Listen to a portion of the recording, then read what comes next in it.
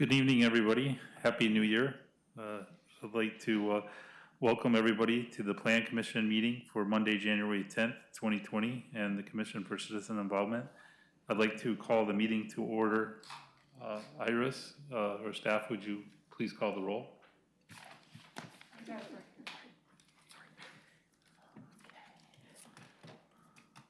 Buchanan is excused. Heap? Here. Leak? Here. Pepe is excused. Phillips? Here.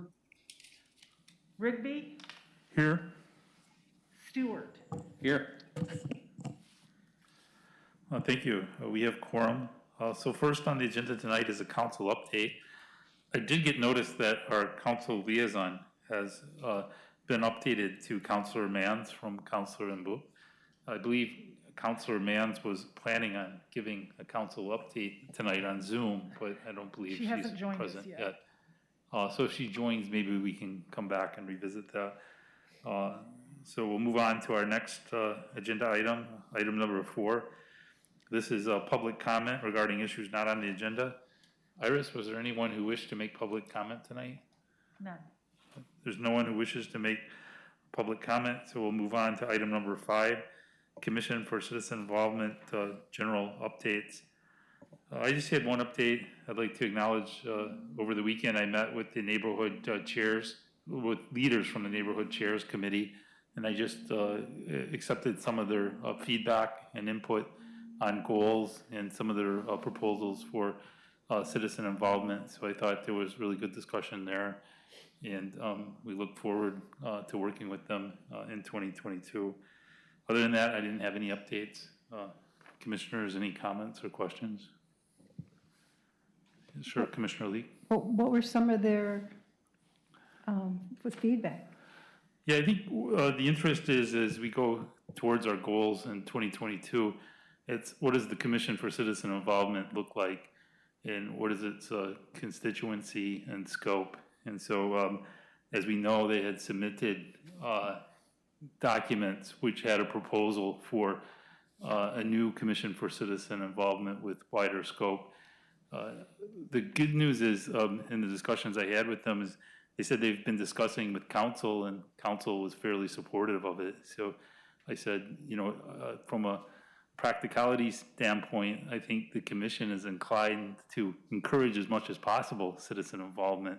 So to the extent that council will work with us and work with the leaders of the Neighborhood Chairs Committee, you know, we'd be very supportive, or I'd be very supportive of the work and the involvement that they want to do. And then it was just general discussions about kind of citizen involvement and ways we can increase it. But the main discussion was related to the proposal for citizen involvement.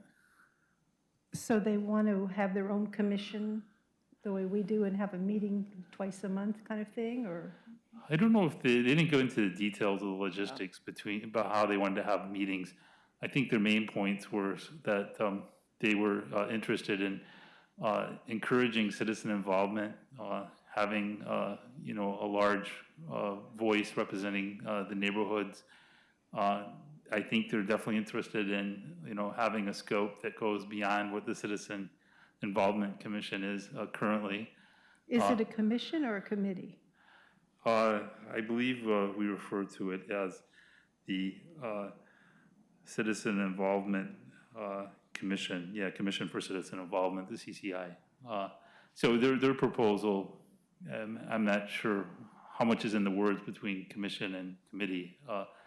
And I don't remember if they actually called out committee, but in essence, I think it was taking the Commission for Citizen Involvement and looking at it a little bit more broadly than just the land use planning issues. So they did mention that, you know, there had been discussions, especially in the election, with counselors on support for it. And I think they're very optimistic that based on that feedback that they got from the counselors, that the counselors were interested in supporting that. So we'll have to see, yeah. Thank you. All right, if nothing else, we'll move on to item number 6 on our agenda. This is a work session 6.1, House Bill 2001, Work Session Number 2, PP 19-008. Public comments are accepted. The Commission will review the outline of required amendments to design and dimensional standards for plexes and townhomes and provide direction to staff on drafting code language. The staff coordinator is Erik Olson, Senior Planner. Director Siegel, would you like to make some initial remarks? Oh, just in terms of process this evening, Chair Heap and Commissioners, we have Senior Planner Olson is joining us via Zoom. And along with Erik, we have Johanna Hasty, who's a Senior Planner specializing in development review. We've asked Johanna to join us to help answer any questions that you might have about our existing code, because I think as we get deeper into this discussion on implementation of House Bill 2001, it'll be important to reflect on what our current standards look like and how this will coordinate with that code. And then Jamin Kimmel, our consultant with Cascadia Partners, who you may remember from the first phase of the work, is also on in the meeting remotely. So Erik will be the MC of this presentation, I believe, and then I'll hand it over to him. Thank you. Thank you. Erik, would you like to start our discussion tonight? Absolutely. Thank you, Chair Heap and other commissioners tonight. Of course, we're here as a continuation of our efforts to look at code amendments and ways for the city to comply with the middle housing requirements of House Bill 2001. So really, this is the second work session of this sort of new revised set of work sessions. We've actually been doing this for many years now. But I think tonight will give us a lot of different concepts and content to consider, and probably one of the more meaty work sessions, if you will. So I'll get right to it. If this lets me. All right. So as Scott mentioned, we'll be joined by other staff and my colleagues here tonight to help us walk through this content. That will start with Jamin Kimmel, one of our consultants from Cascadia Partners. He's been working with us for over a year now as we've looked into these issues. I'll also be joined by Johanna Hasty from the city's own planning department. She has a little bit more of a holistic set of expertise with implementing our design and dimensional standards. She works a lot more in the development review side of the planning department. So I thought we could really benefit from some of her expertise and have her give us a brief, although, I'm not sure how brief this could ever really be, but a brief version of our design and dimensional standards, a bit of an overview. Of course, that's in part as a response to direction that we've received from City Council, as well as the Middle Housing Code Advisory Committee, to more or less apply our existing design and dimensional standards that exist for single family dwellings to middle housing. So we thought it would be pertinent to give you an overview of what those existing regulations are. So sort of moving forward with that, we'll discuss a little bit more about some options available to the city when it comes to amending our code for garages and driveways as related to middle housing. So really looking into some of the issues where we do have some flexibility to modify the standards that do exist for single family housing to better address potential concerns that could arise from middle housing, and in particular, a potential preponderance for more garages and more parking. So really we'll talk about, how to apply those existing standards to middle housing and some of the issues that we've identified along the way that should be addressed. So with that being said, I'll go ahead and hand this over to Jamin. Okay, great. Good evening, commissioners. Thank you for having me here tonight, and looking forward to the discussion. First, Erik, I just wanted to confirm we're going to go through each section of the presentation and stop for discussion, or we go through the whole presentation? I would encourage us to at least stop after each segment for questions, and then we'll, of course, take other questions at the end of the entire presentations if there are others that weren't covered previously. So I would say stop after each segment. Sure, thanks. Okay, so you can go ahead and move to the next slide, I think. So the first topic we wanted to cover tonight is minimum lot sizes. So, You may recall from previous meetings that we have discussed the issue of what minimum lot sizes would apply to the new middle housing types that have to be allowed in each of your residential zones. And the state rules have some pretty clear kind of guardrails on the maximum, kind of the highest minimum lot sizes that a city can apply to middle housing. So the background there is the state has an interest in making sure that local jurisdictions do not use minimum lot sizes as a way to effectively preclude middle housing development on existing lots by setting the lot size so high that few lots are actually kind of eligible for these new middle housing types. So that's a bit of the background, and the direction we've received so far from the Planning Commission and Council is generally to require the highest minimum lot size that is allowed under the state rules. And so we're moving forward with that direction, but there actually is some places where in some zones where we wanted to pose the question of would it be appropriate to actually apply the same minimum lot size that applies to single family houses. So that's where we're headed. This table just gives you a brief kind of snapshot of how the city's existing minimum lot sizes apply to middle housing types and whether they comply with Division 46, which is the, if you see that term, that's the section of the Oregon Administrative Rules that regulates middle housing. And so the takeaway of the table is most of your zones don't allow middle housing today, or many of them don't, and therefore they need to be updated to specify what the minimum lot size should be. But there are some zones that allow middle housing, and those are kind of the medium and higher density zones. So R5, the RDD, RW, R3, and they have a minimum lot size that's prescribed for middle housing, but those don't comply, and so those do need to be updated. Next slide. So we put together two kind of conceptual options here of how the city might approach minimum lot sizes in those medium and higher density residential zones. So keep in mind here, we're not considering these options for the lower density residential zones, so R15, R10, or R7.5. In all of those zones, the minimum lot size for single family housing is high enough so that there is no flexibility to require a minimum lot size that is higher than single family housing. So it's kind of at the max that can be applied.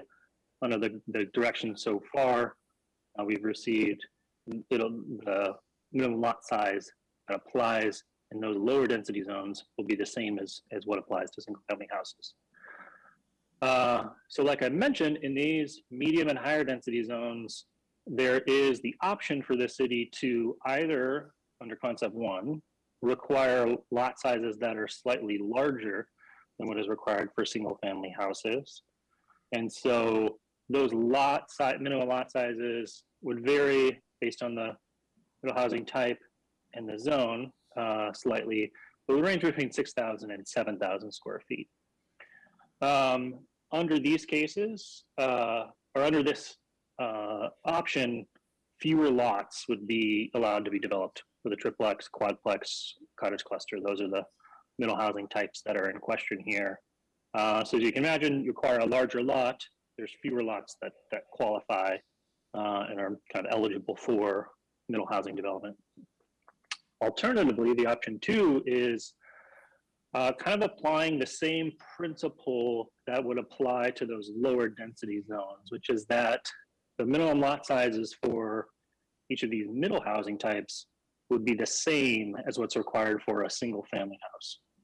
And so these would be slightly smaller minimum lot sizes, ranging from 3,375 square feet up to 6,000 square feet, depending on the zone and the housing type. And the kind of outcome of this would be that more lots across the city would be allowed to be developed with a triplex, quadplex, or cottage cluster, which is what this standard would apply to. Could we go to the next slide?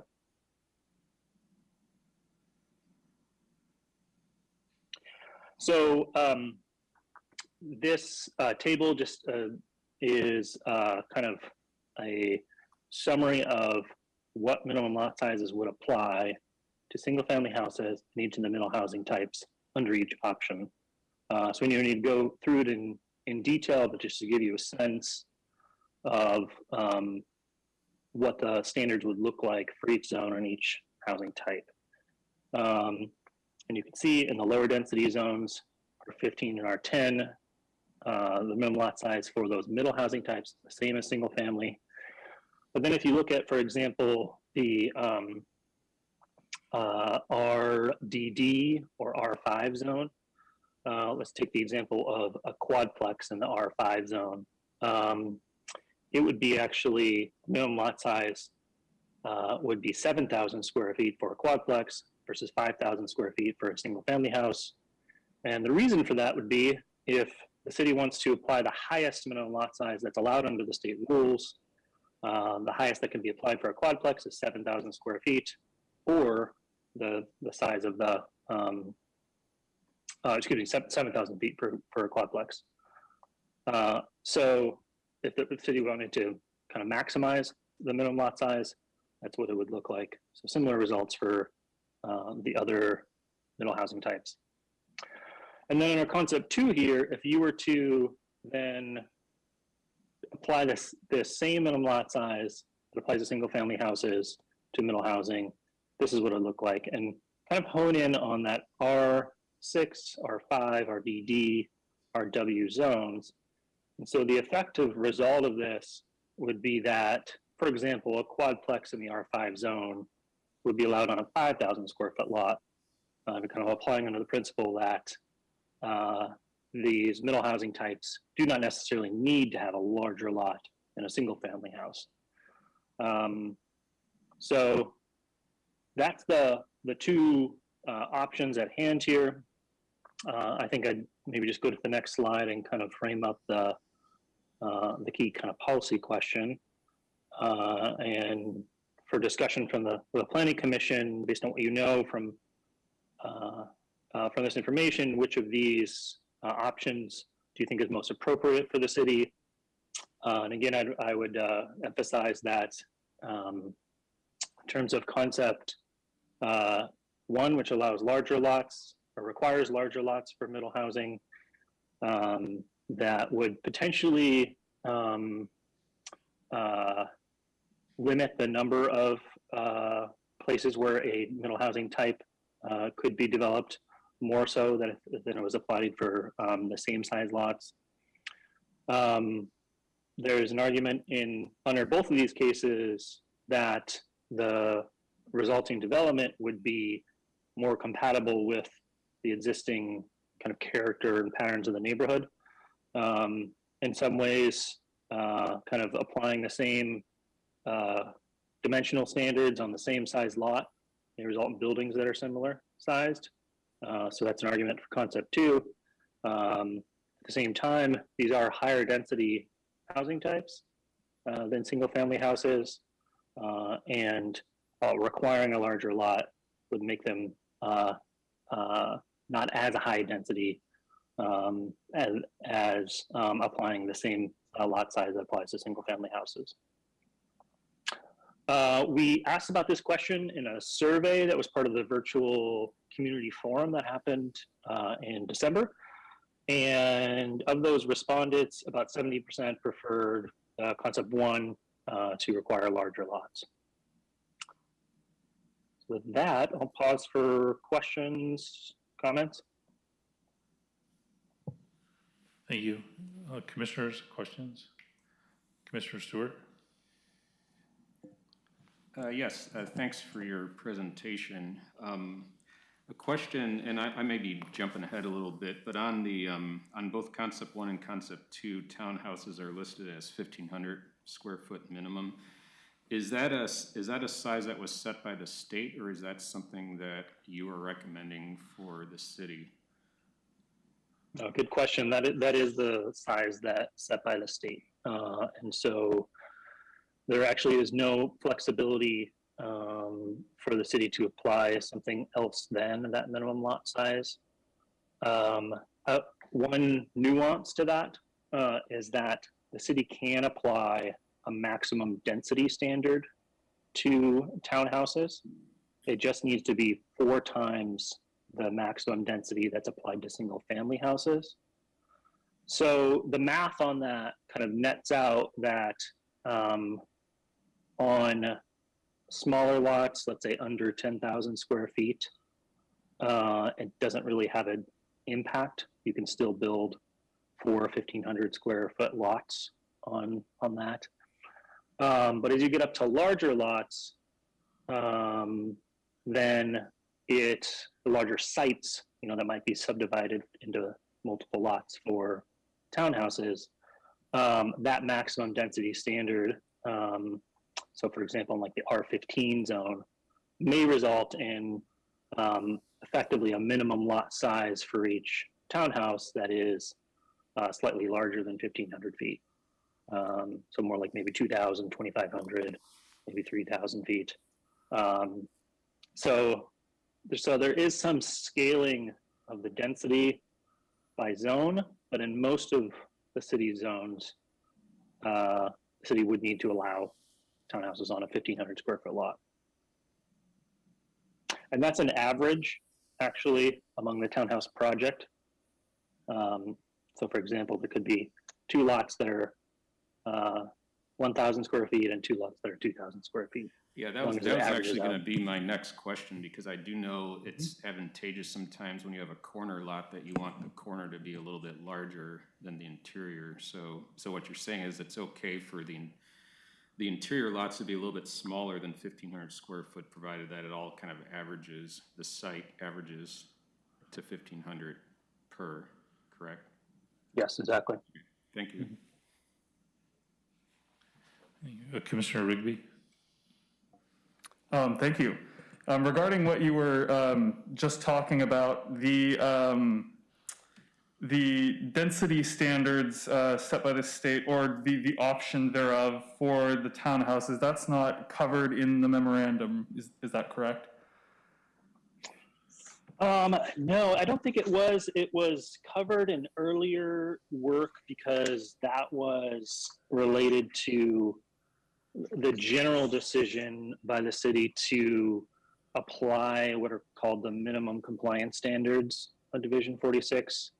And so if we're working under the assumption that we're applying the minimum compliance standards, then there is no necessarily flexibility for the lot sizes you apply and maximum density you apply to townhouses. And so we didn't feel the need to cover that again at this meeting because there really isn't any room for the city to set a different standard. So we really just focused on triplexes, quadplexes, and cottage cluster housing.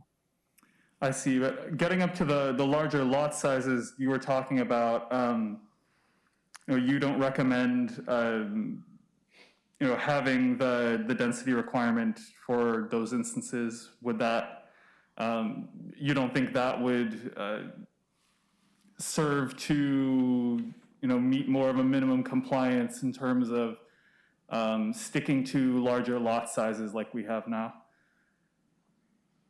Are you referring to townhouses specifically? Yes, that's right. Oh, so not necessarily my recommendation on whether the city should apply that maximum density standard. Maybe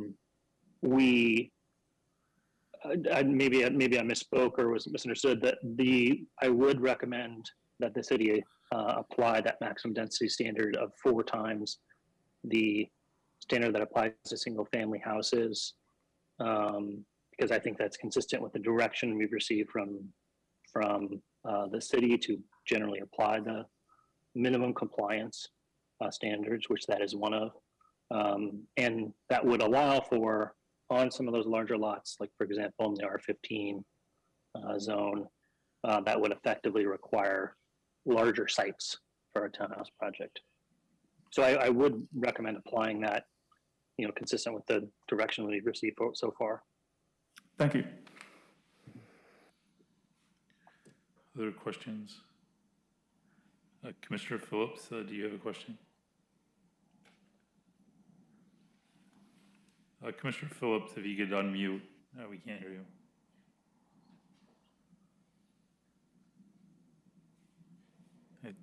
Commissioner Phillips, if you're trying to speak, we can't hear you. You need to unmute.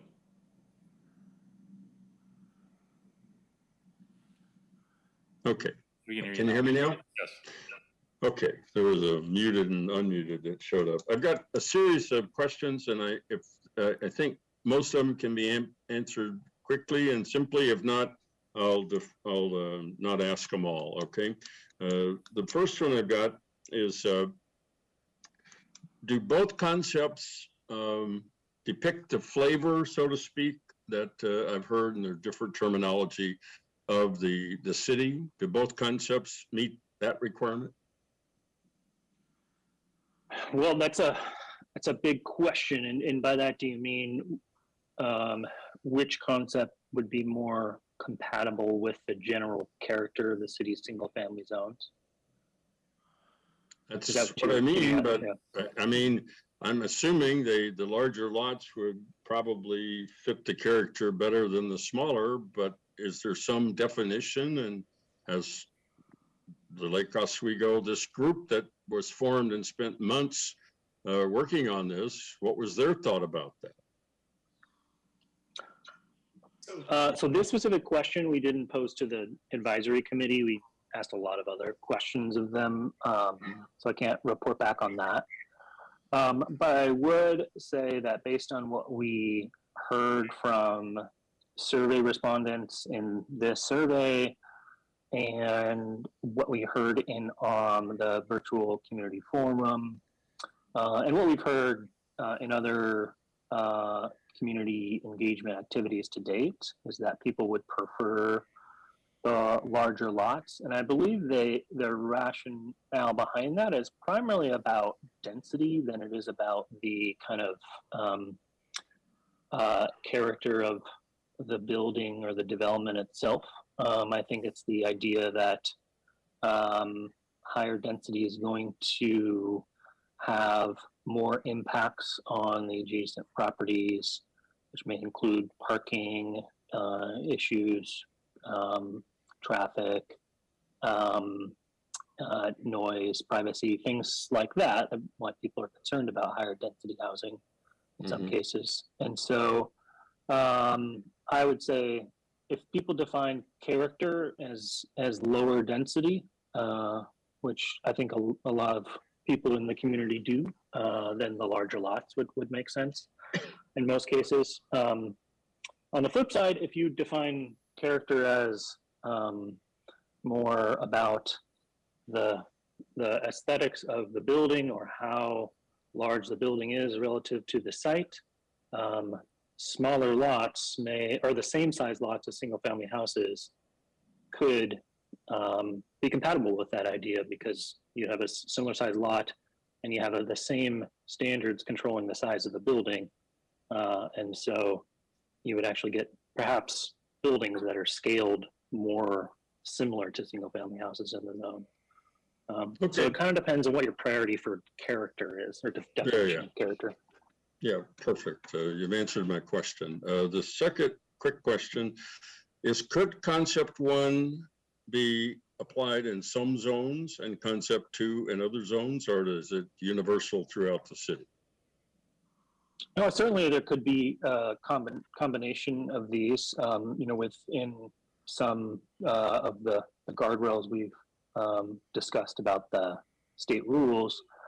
I think at this stage we're looking kind of for general direction, but if you have any suggestions for how you think it might be appropriate to apply either of these options to specific zones, I think we would welcome them.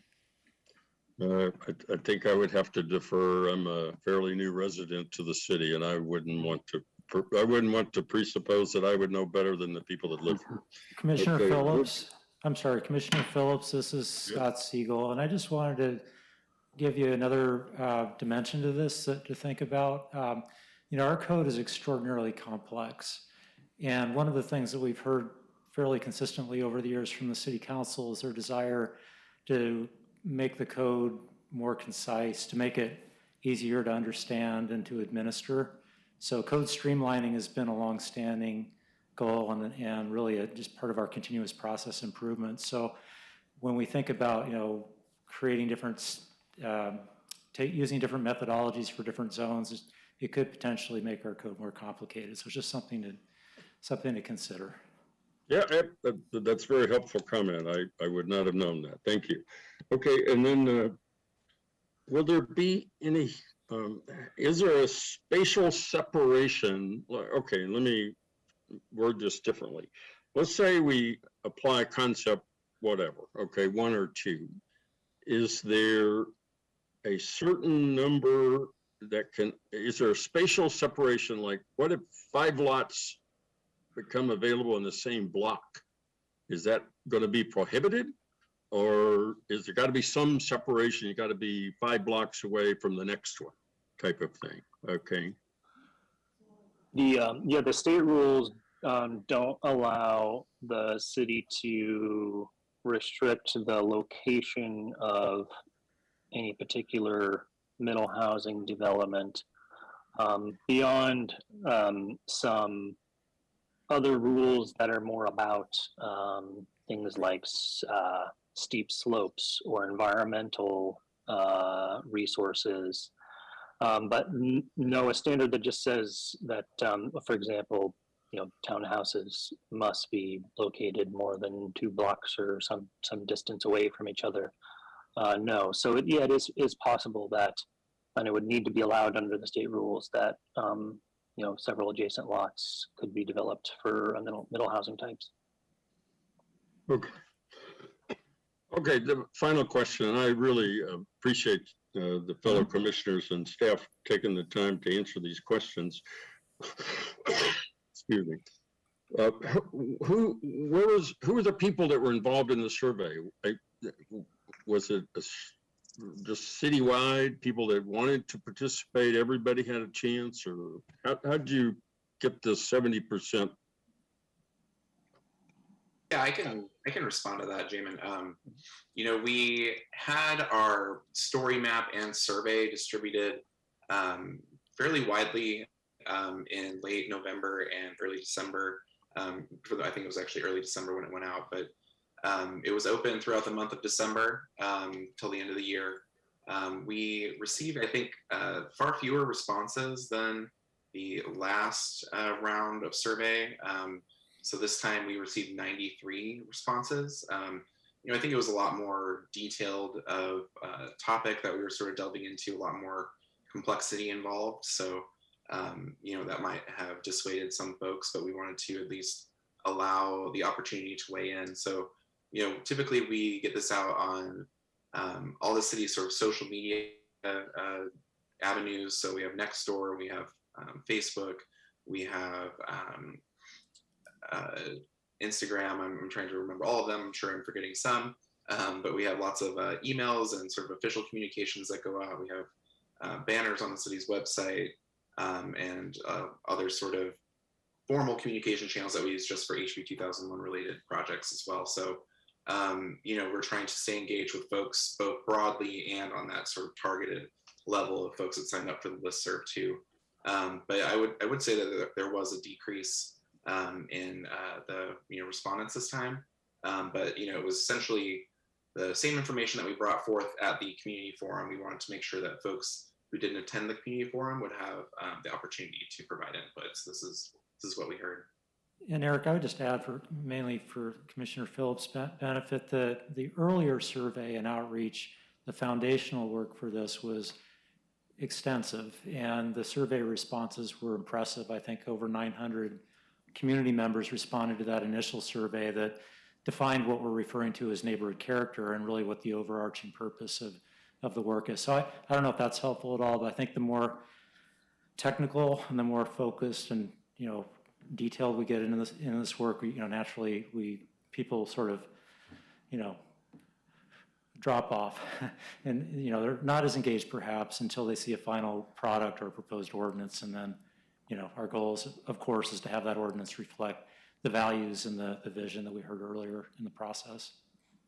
So thank you. That's all. It does help, and you've answered my question. 70% of a large population of people that are energized and live here is better than, you know, a lower number. So you've all answered my questions. Thank you. Thank you. Commissioner Lee? Thank you. I was the liaison to the Middle Housing Advisory Committee, and while we were not addressing the lot size, a lot of the comments from the different various members who brought input, which was amazing, to the advisory committee, was on style and form and how middle housing would fit into neighborhoods. And a lot of it was entryways and garages. And it's a lot of the feedback was that it would be better on larger lots because it would allow more community involvement in a front entry with a porch or something, as opposed to garage, and just little side entrances to the front door. So the larger lots would accommodate a more welcoming style of middle housing that would be able to fit perhaps better into neighborhoods in concept of style. Thank you, Commissioner Lee. Commissioners, any other questions? Maybe one just clarification. On concept one, when we say that the triplexes and quadplexes and cottage clusters would be larger than what's generally required, those sizes are actually set to what the state maximum is under the minimum code guidelines. Is that correct? That it's not some random size that's larger than what single family homes are, but it's actually the max that would be allowed under the guidelines. Exactly. Yeah, it's what the state has kind of deemed, and they actually did some analysis to come up with those numbers. But what they deemed to be kind of the minimum necessary to kind of accommodate those housing types. And so what they're saying there is, by those rules, is the local jurisdictions would, in order to exceed that, would have to go through an entirely different approval process. And we looked at that earlier in the process, and the council decided against that at that point. So under that minimum compliance track, these are the largest lots that the city could require in these zones. I was just wondering if there would be any thought into going somewhere in between what the single family home requirement is and then what the max size is that, or the minimum size that the state recommends. And so it seems like right now it's a discrete value. It's either the single family house lot size or it's the required by the minimum code guidelines. Was there any consideration for something, non-discrete and in between those two? There's not a lot of daylight in between those two in these zones. So I guess, Eric, could you flip back to the table for concept 2? So, I think in the RW and R3 zones, for example, under concept 1 for a quadplex would be required to have a 7,000 square foot lot. But in the R3 zone, if you applied the same lot size that applies to single family, then it would be 3,375. So that's where there's a little more of a difference there. But in many of the other zones, which are mapped to more locations, apply more widely, there isn't a big difference in between those. But I could see in those higher density zones, RW or 3, that it might be appropriate to scale up the lot size, even if it's not to the maximum that's allowed under the state rules. Thank you. Commissioners, any other comments or questions? Would you like to take feedback from the commission now?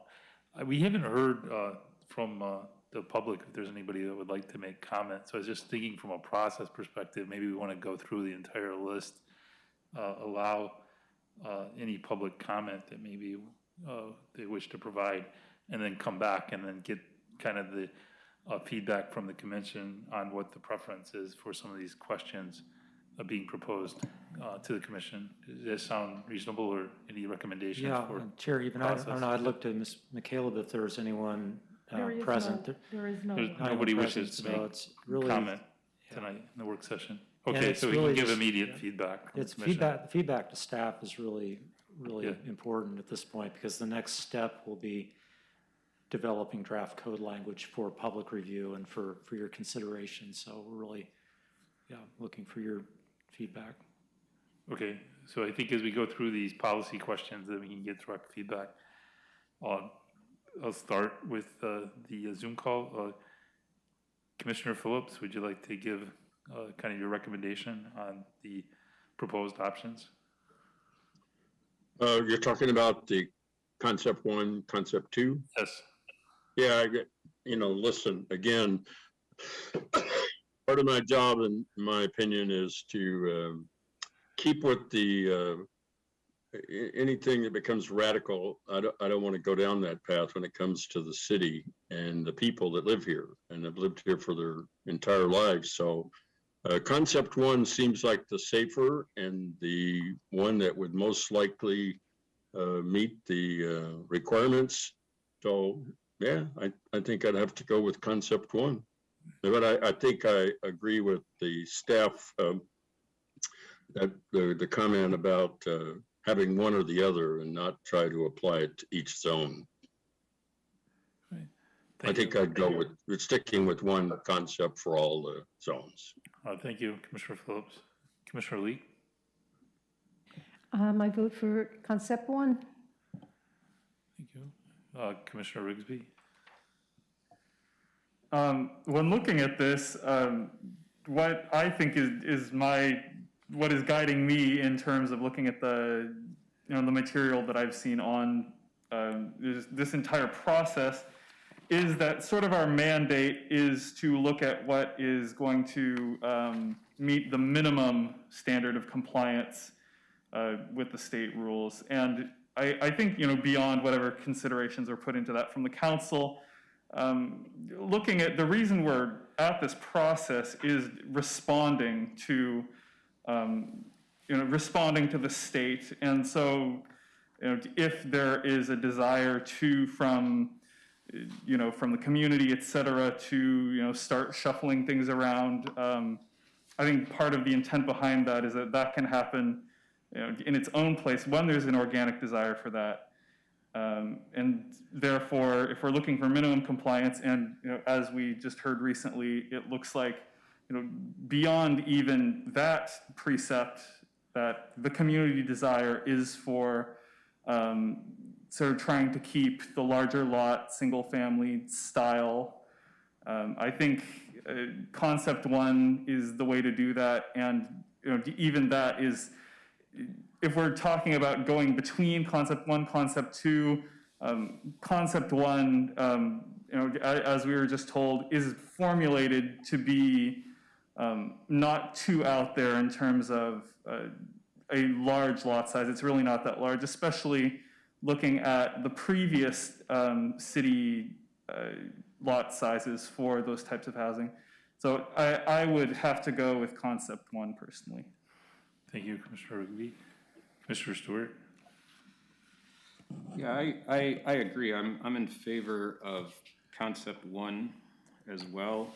I am interested in, however, the difference that was brought up in the RW and R3 zone for the minimum lot size for quadplexes, as that's a pretty it's a pretty significant difference, and I think for my own personal edification, I'd like to, I mean, not here obviously and now, but I'd like to dive into that a little bit more just to get a better understanding in terms of scale, you know, what those differences really look like. But I think in general, I think concept one is probably more appropriate for the city. Thank you, Commissioner Stewart. I would say I would agree with the commission on concept one. I think in terms of keeping the character of the community and the neighborhoods that are affected, concept one would kind of keep that character in place. So I'd be in favor of concept one. And with that, I think it's unanimous that the commission is recommending concept one. And of course, the whole context is to direct staff for purposes of preparing a public hearing to then take testimony. So. Thank you, Attorney Boone. Great, thank you, commissioners.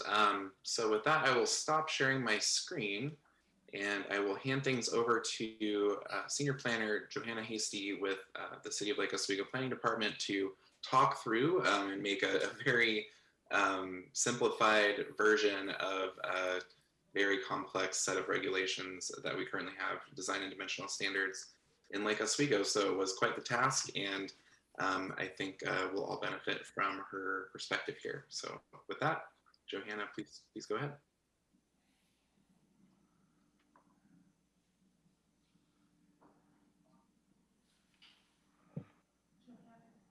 Johanna, I think you're muted right now.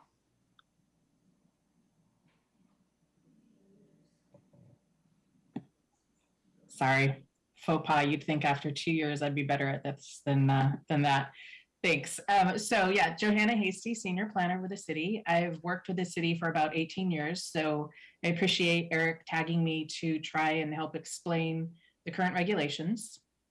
I did start off at the city reviewing building permits. That was 18 years ago, and it's been probably about 16 years since I've regularly done that. But I have been implementing these standards since 2004. So I've seen a lot of changes over the years and have implemented a lot of different projects or helped with a lot of different projects. So hopefully I'll be able to give you what is a difficult balance of a brief yet concise yet detailed overview of the different standards that are in place for single family homes now. I want to start by doing just a brief history of infill, and then why infill happened, and then I'll talk about what this presentation will look like. So up until about 2003, zoning for single family homes and for duplexes in a lot of cases were really basic. We had 3 different standards, and that was height, setbacks, and lot coverage. And that was pretty standard for most jurisdictions probably around the country. But in the late 90s and early 2000s, the community started to see a lot of the existing older homes being torn down and much larger homes being built in place. And the community felt that that was impacting in a negative way the character of a lot of the neighborhoods. So they put together what they called the Infill Task Force, and the goal of that was to basically look at the existing regulations and adopt new regulations that would help offset the impacts from these new larger homes. And so that led to what we call now the infill standards, and those were adopted in 2003. And the infill standards have been updated sometimes on an annual basis, but there was a big effort to about a decade later after they were adopted in 2012 to kind of go back and review how they've been working out and to kind of update, take a second stab at them in 2012. And so some more standards were adopted then. So basically the standards that got adopted in 2003 and that we've been implementing since fall into 2 categories. There's zoning, which are kind of like dimensional standards, and then there are dwelling design standards. And so that's how I'm going to break this presentation down into these 2 different categories and kind of go into some of hopefully touch on most of the important standards that are a part of these. I'm trying to give you 20 years of code history in as brief a time as possible so I don't overwhelm you with details, but then I also don't bore you to tears or leave you with too many questions. So difficult balance, so thank you for bearing with me. I'm going to start off with zone dimensional standards. And basically speaking, zone dimensional standards regulate how big and how tall a house can be and where it can be located on a lot. And again, what we have now for our zone dimensional standards are pretty much the same as we had before pre-infill, with a couple of additions. The other part that's hard to talk about with these standards is that each zone is slightly different. It has different ranges or different levels of zone dimensional standards that are in place. And then even more nuanced, some of those are changed or modified by the size of the lot within a zone. So even if you have a minimum lot size of 10,000 square feet, how it gets implemented on, say, a 12,000 square foot lot can be a little bit different. So again, a little complicated, but we'll try. So the first standard I want to talk about, and this is the fundamental zoning standard that's been in place for decades and decades, and that's setbacks. And setbacks, the purpose of them is to create light and air between structures. And what I have here on the graphic is basically, I would say, a low density zone lot. And the setbacks for a low density zone standard, and this is kind of a general concept for them. They're larger in front and rear and smaller on sides. So as you can see in the graphic, you have a 25-foot front yard setback, 30-foot rear yard setback, and then 10-foot sides. And that's kind of a typical R10 zone. Like I said, there are ranges though, but you will see that general layout from zone to zone. The next concept is height. And height not only depends on the zone, but it also depends on the slope of the lot. And that's where there are a lot of different variables that come into play. But generally speaking, the maximum height of a particular lot is a cap, if you will, that follows the slope of the lot. And again, even though there's a range from zone to zone, and again, depending on the slope of the lot, steep lots or more steeply sloped lots getting a higher height limit, the range for single family is basically from 28 to 35 feet. The next zone dimensional standard is lot coverage. And lot coverage also, like always, depends based on zone. But more interesting, the way that the city has it set up is that it really depends on house height. And the general concept is if you want to go taller, you can go up to the maximum height and say get a 2 or 3 story home, but that means you'll get a smaller amount of footprint. So like in the R10 zone again, if you do a 2 or 3 story home, you're likely to only get 25% lot coverage. But and that's kind of this first image here in this first site. But if you are in an area where you want to build a ranch style home, more of a single story home, then because it's a lower height, you get more lot coverage. So most of these zones have lot coverage that ranges between say 25 to 35%, or in the R6 zone, it ranges from 35 to 45%. And depending on the height of your home, you can get more or less lot coverage. And the red lines here, just to build on the previous images, the red lines here is the building envelope that's created by the setbacks. So you get to place your house somewhere within this red rectangle or red square, and then how big that footprint is then depends on the height of the home. The last zone dimensional standard I want to touch on, and this is kind of unique to the city of Lake Oswego, not very many jurisdictions require this regulation when it comes to single family homes, but it's called floor area. And floor area is basically the number of stories that you can have, the number of levels in a home. So if any of you have recently bought a home, you know, a lot of real estate agents have flyers and they say, oh, it's a 1,700 square foot home and a garage. And what the city does that's kind of different is we actually include that garage in the floor area calculation. And so what you see here is a floor plan, and everything that is kind of that grayish tone, bluish gray tone, is included as enclosed living space and the garage, but something like a covered front porch or a covered deck like you have off of the back of the house would not be included. The amount of floor area they get, again, is based on the zone that you're in. It's also based on the size of your lot or of your site, and it also depends whether or not you have a garage. So it's a kind of a fancy equation that you plug some numbers in and you get your maximum floor area. Not very many times with the full redevelopment of a site do you get somebody maxing out floor area. They might be maxed out on setbacks, on height, on lot coverage, but they probably still have a little bit of floor area left over. So that's just a brief overview of the zone dimensional standards. The biggest outcome from, or the most important outcome, I think, from the infill task force in 2003, and then it was updated again in 2012, were the structure design standards. And those, again, are I think they're pretty unique to Lake Oswego. I know other jurisdictions have adopted since 2003 structure design standards, and more are looking at it. But I think Lake Oswego was one of the first in the area to have design standards for just single family homes that you could just get a building permit for. So it's been pretty interesting to implement that over the last couple of decades. But the point of the structure design standards was, again, to offset the impacts from these new and larger homes in older neighborhoods. And these standards, it's two goals, basically. One, to regulate the house's mass or bulk as viewed from the street and as viewed from the neighbor's properties, like the ones on either side of you. And then the other important part of the structure design standards is to regulate the appearance of garages, primarily front-loading garages, which I'll explain in a minute. But these standards are very particular about how you can design and build and locate a garage on a house.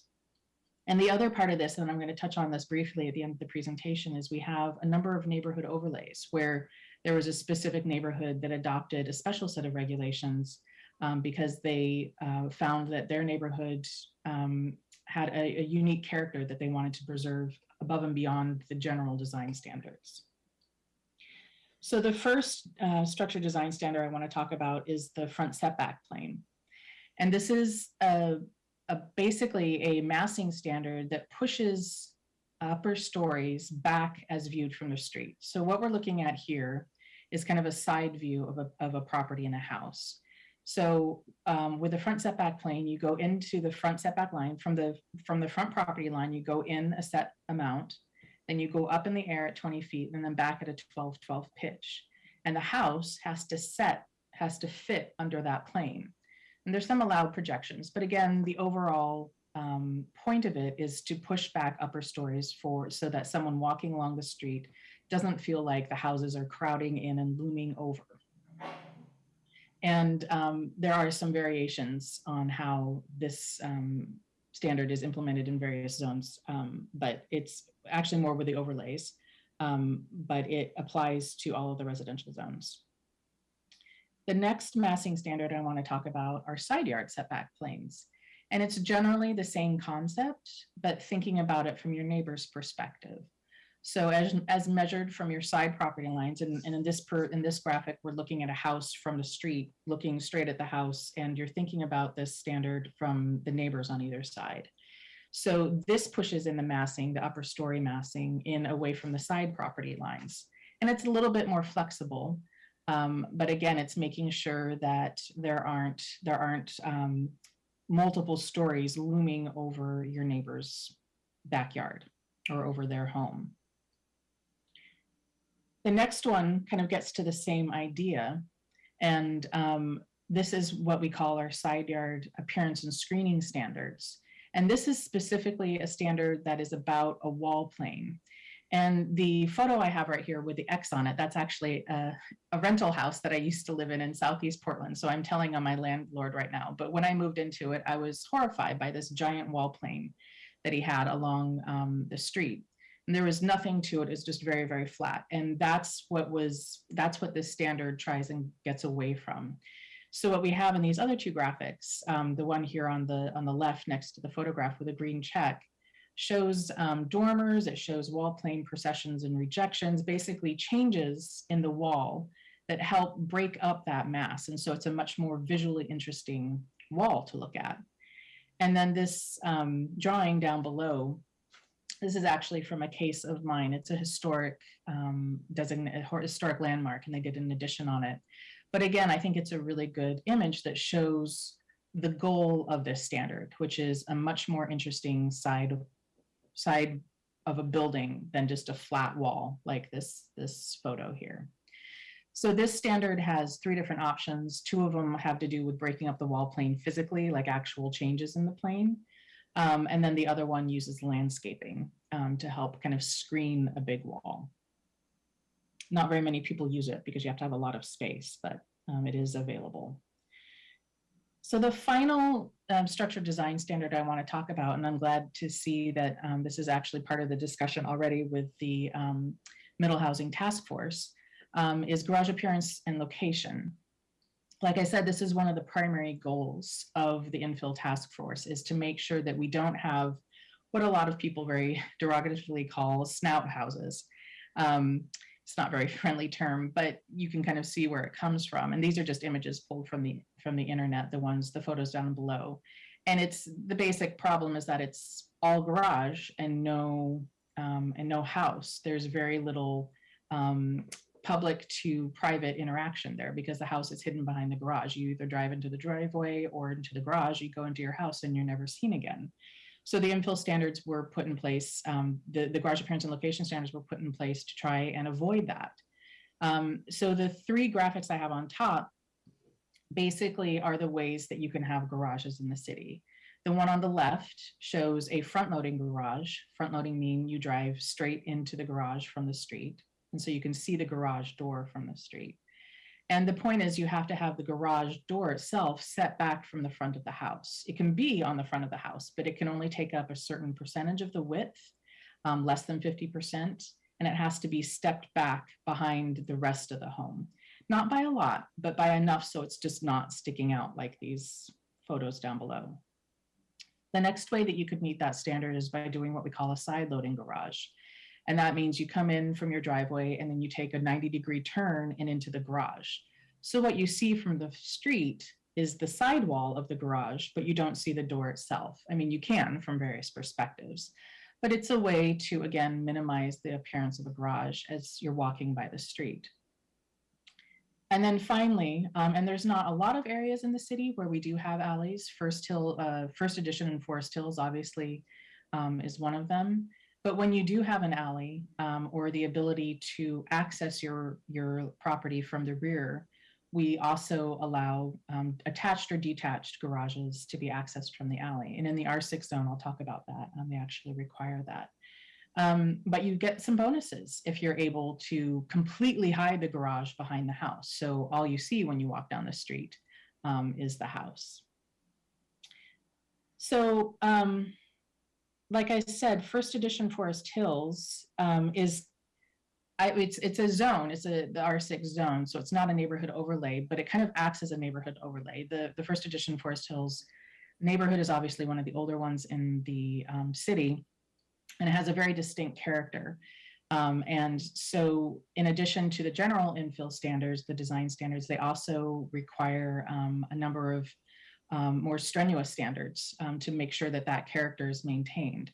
And that includes complex roof forms, kind of like what you see here. It's not just one giant gable. You have to have what they call primary and secondary roof forms, which is a little bit of a planner geeky thing to say, but it's basically just a more interesting roof than a bunch of shingles.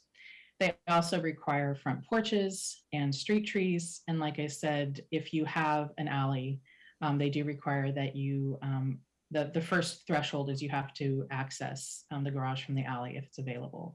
There are ways around that, but that's a really important part of that zone.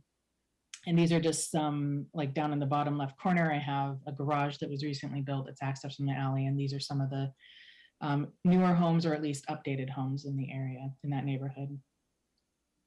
The next overlay is Uplands, and that's a very different style neighborhood. I'm sure you're all familiar with it. But it's characterized by much larger lots, windy, narrow streets, and lower massing. And so when they adopted their overlay, they were going for a very different style look. They wanted to have deeper yards than just your standard 25-foot front yard setback.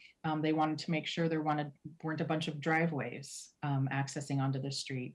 And most importantly, they wanted to make sure that the massing of new homes was lower. And so they have fewer height exceptions available to them. They have more stringent side yard setback planes. They have that deeper front yard. But the intent of it was to create, like these images show, a different, or to maintain, I should say, not create, but to maintain a different look to the neighborhood. And then the last one I want to touch on, again, this is not all of them, but I just wanted to throw some of these out for conversation, is the evergreen overlay. And that was, I think, one of the first ones that was adopted. Obviously, you're familiar with the evergreen neighborhood just south of where a bunch of you are sitting right now at City Hall. So if you've walked around this neighborhood, you know there's a lot of really lovely cottages in the area, but the neighborhood was redeveloping. And so when they adopted the overlay, one of the things that they wanted to make sure was that kind of cottage look was maintained. And so they modified the front setback plane to ensure that, at least as viewed from the street, most of the new homes have 1 to 1.5 stories. Their second story is built into the roof form, like you can see here. And then they have some standards about the roof pitches on accessory structures and other things there. But that's just a little taste of that. So in summary, I think one of the things I want to have you take away, and I put up this slide, I wrote this slide for its shock value. So, but I think Director Siegel also mentioned this earlier. Like I said, I've worked for the city for 18 years, and I've been reviewing building permits and, you know, multifamily, new commercial, mixed use, all of that. But with the single family homes, what I hear from developers and what I've seen for myself is we have a lot of regulations that are currently on the books, a lot more than a lot of jurisdictions. And I see a lot of really great design coming out of that. And so I guess it's not really a cautionary tale, but just something to keep in mind that when you are looking at changing standards for the middle housing work or adding new standards, just keep in mind that if I'm the planner on duty and I get a call from somebody saying, oh, I'm interested in buying a piece of property, here's the address, what can I build on it? Well, these are the things that I have to think about. It's not just zoning, it's whether or not you're tearing it down or doing addition. Is it in a planned development or not? Because sometimes subdivisions have unique standards in them. Is it a flag lot? Is it non-conforming? Sensitive lands, blah, blah, blah, you get the point. One of the things that comes up a lot is trees. And, you know, with redevelopment, when you're tearing down a smaller home on a lot and building new, a lot of times the trees get removed. And that's been, I'm sure you know, where you've had direct experience with that. Removal of trees definitely changes the character of the neighborhood. But I just want you to keep in mind when you're considering these regulations that we already have a lot on the books and they're working pretty well. Nothing's ever perfect. They aren't static by any means. Like I said, we update them on an annual basis. But with that, that's really all I wanted to share. And so I'm happy to answer any questions or dig any deeper into some of these if anyone has any questions.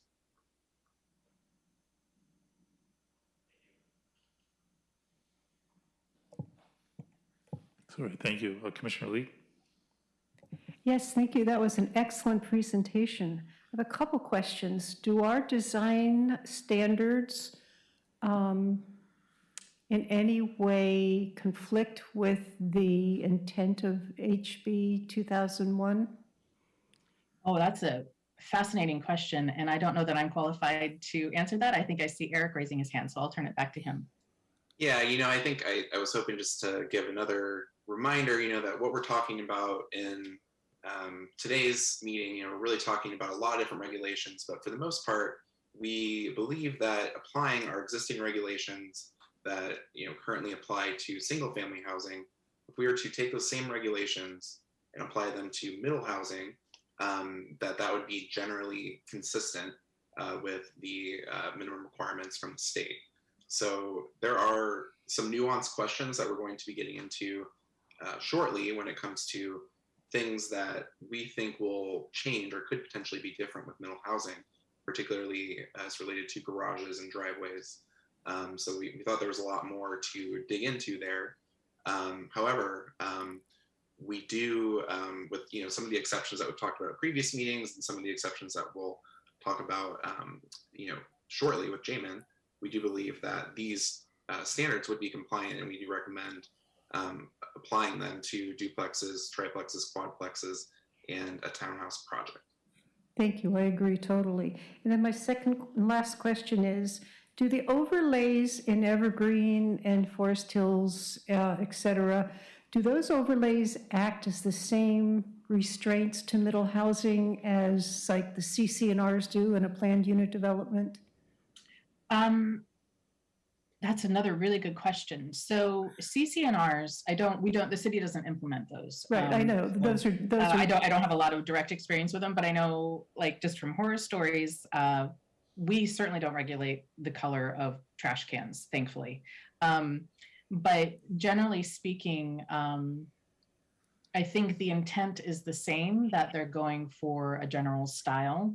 But I think they regulate pretty different things. Like for a building permit for a new single family home, we don't have any regulations that control the color of the paint or something like that. Yeah, but that's not my question. My question is, do they act as, if there's an overlay in the Evergreen area, it doesn't just apply then, I guess, to single family homes. If someone wanted to build a duplex, well, like on the corner right here of A Avenue and 9th Street. So obviously that's allowed. I guess I'm answering my own question. Yeah, if the question is simply, do the overlay regulations, what will they be applicable to middle housing?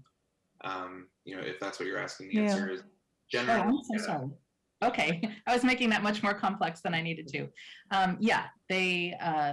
These standards, some of the higher density lots are a little different, but generally speaking, the neighborhood overlays apply to any residential development within the overlay itself. Thank you. And if I may, Johanna, the building design standards that you're reviewing, the infill standards, those apply to duplexes as well as single family homes, right? Yeah, there aren't a lot of areas in the city where duplexes are outright allowed, but in the R5 and R6 zone, they would apply same. Thanks. Some of the zone dimensional standards are a little bit different.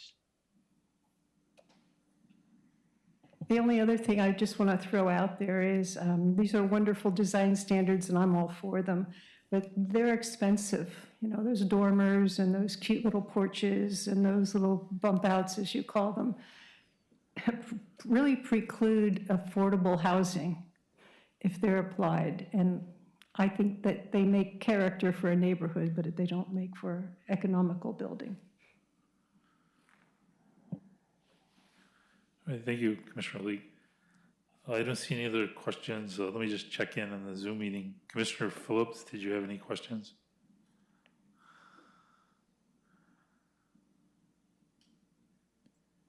No, I don't think so. Thank you.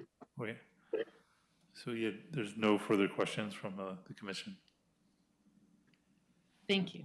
I'll stop sharing my screen. If I could figure out how. Sorry. Not new share, stop sharing. I don't think so yet. There we go. Sorry about that. So Eric, really quickly, do you think you'll need me for the discussion, or?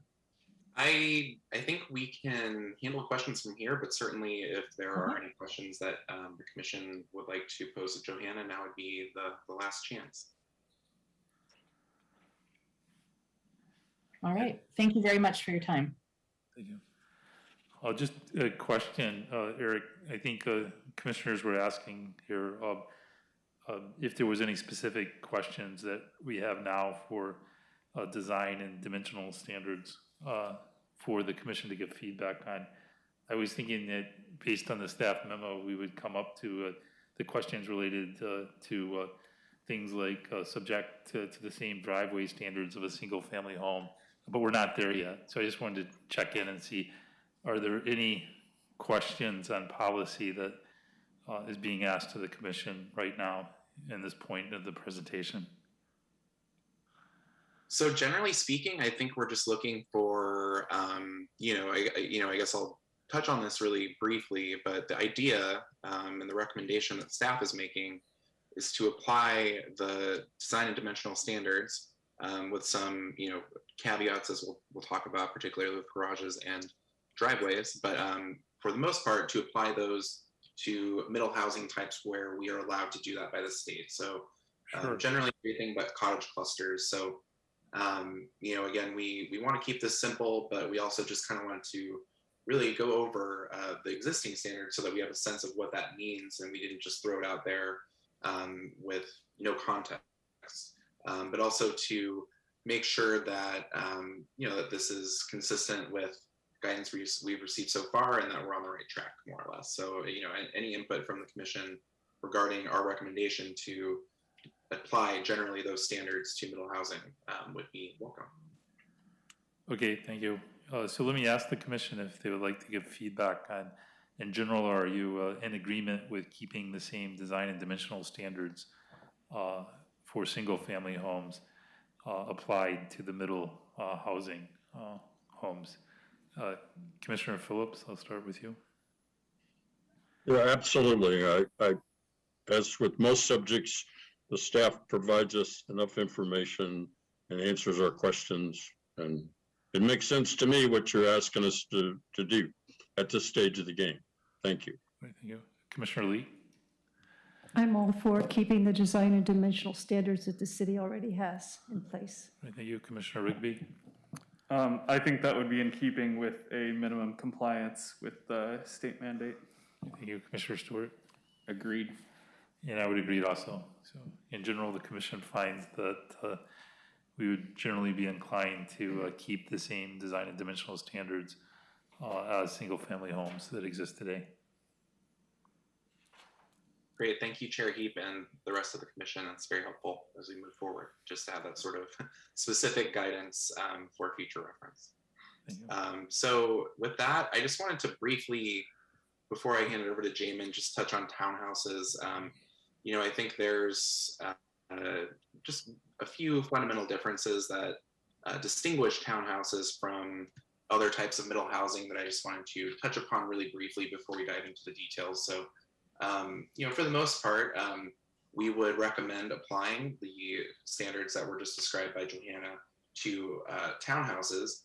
But because of the way that townhouses are defined, which it's defined to really be attached structures, but with each unit located on their own individual lot. So that makes it different than a quadplex, where there would be 4 units on a single lot. In this case, again, it would be 4 different lots, 1 unit each, as opposed to all of them technically being on the same lot. So it's a conceptual difference. And one of the things that we would recommend to make this easy, to really just directly apply those regulations to a townhouse, is to develop a definition for townhouse project. So really that something that's also mentioned in the minimum requirements or Division 46 rules developed by the state.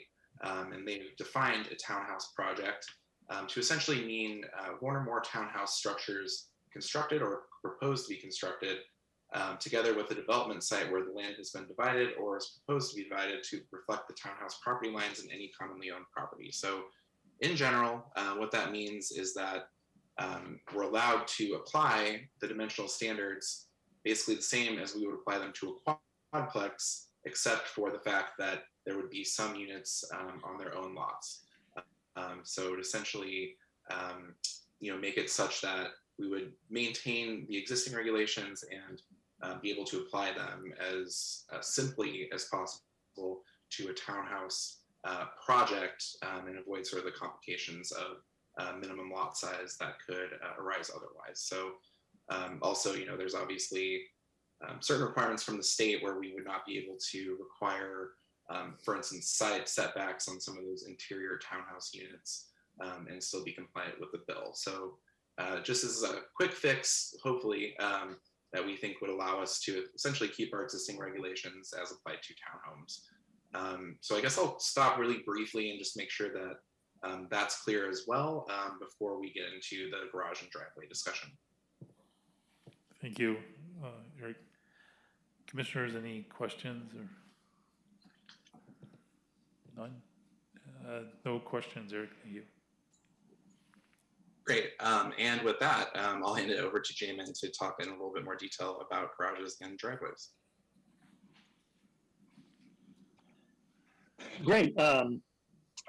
So the reason we're focusing on garages and driveways is that what came out of a lot of the previous audit of the city's development code and us taking a close look at how the middle housing rules would apply to the city's existing code, it daylighted this issue that one of the ways that the city applies design standards now to garages and driveways may not fit given the context of middle housing development. So in big picture, if you're thinking of whether it be townhouses or duplex, triplex, you have more units on a site. They're attached in most cases,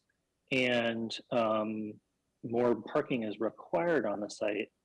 And so you're just likely to see those standards that regulate the number of driveways and the appearance of garages to be kind of pushed to their limit more so than you see with single family houses. And so we thought it was appropriate to focus more on those standards and propose some tweaks to try to make sure that middle housing kind of integrates driveways and garages in a manner that's more compatible with existing single family homes in the city. So that's why we're focusing on it more specifically here. And it's also one of the design elements that the code has a little bit more complex standards for. So go ahead, Eric.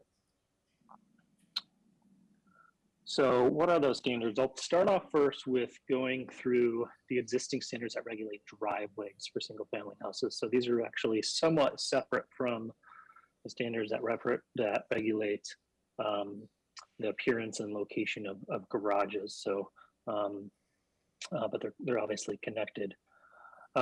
So there's a section of the city's code, of the community development code, that regulates driveways.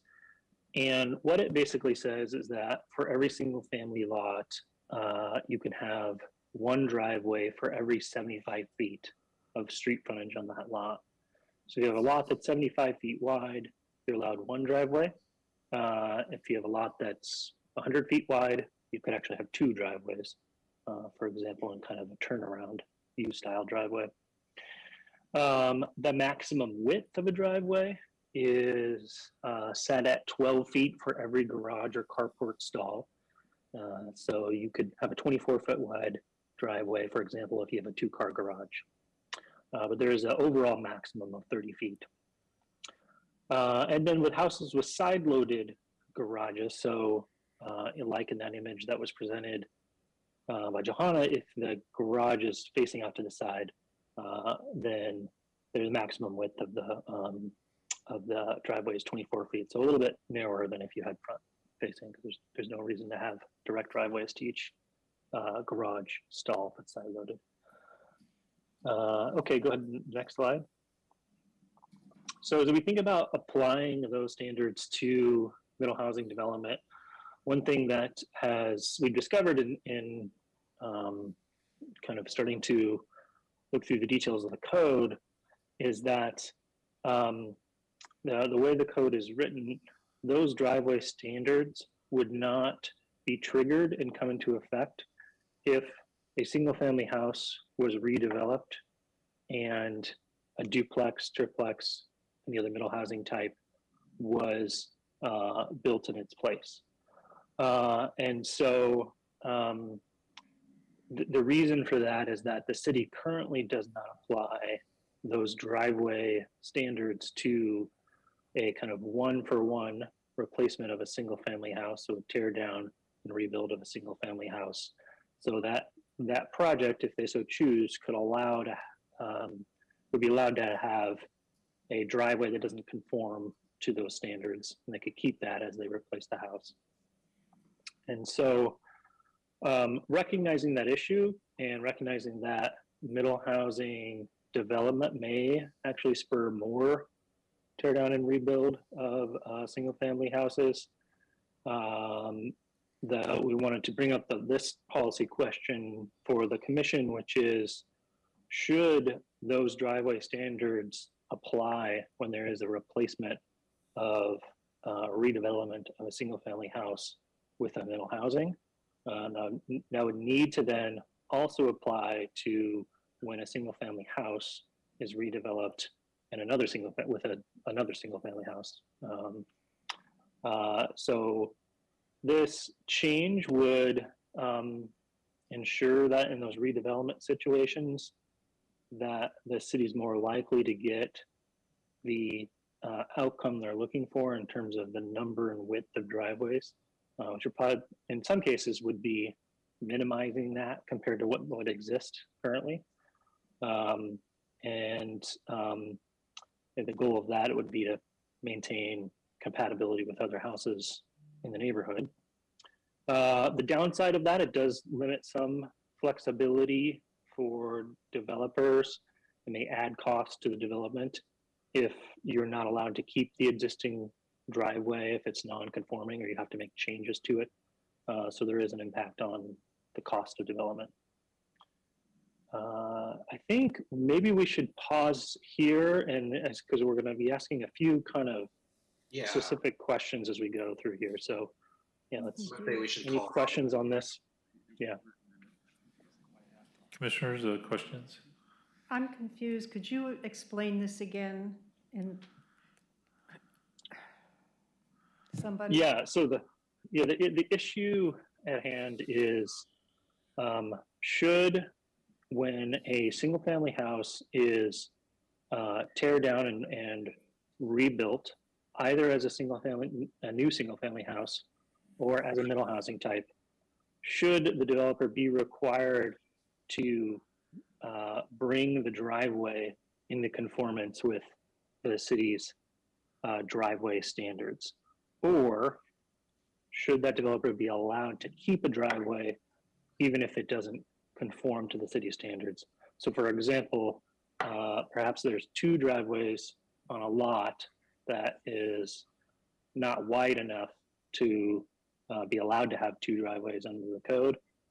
Would they be allowed to redevelop that site and keep those two driveways, or would they need to remove one and come into conformance with the standards?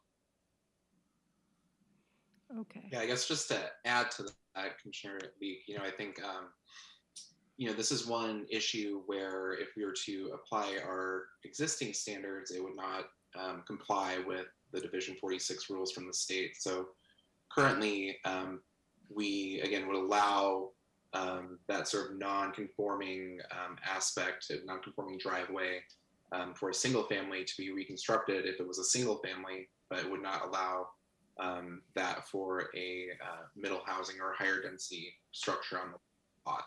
So the question, because we have to treat middle housing similarly to how we will treat single family housing, is do we want to then either we have two options: either extend those standards to apply more to single family housing than they do today, to require that compliance with existing standards that would not be required today, or should we remove the requirement that those higher forms of middle housing, or just middle housing generally, should we remove the requirement that driveway standards apply in that case? So either apply it to both, apply it to reconstruction of both, or don't apply it to either.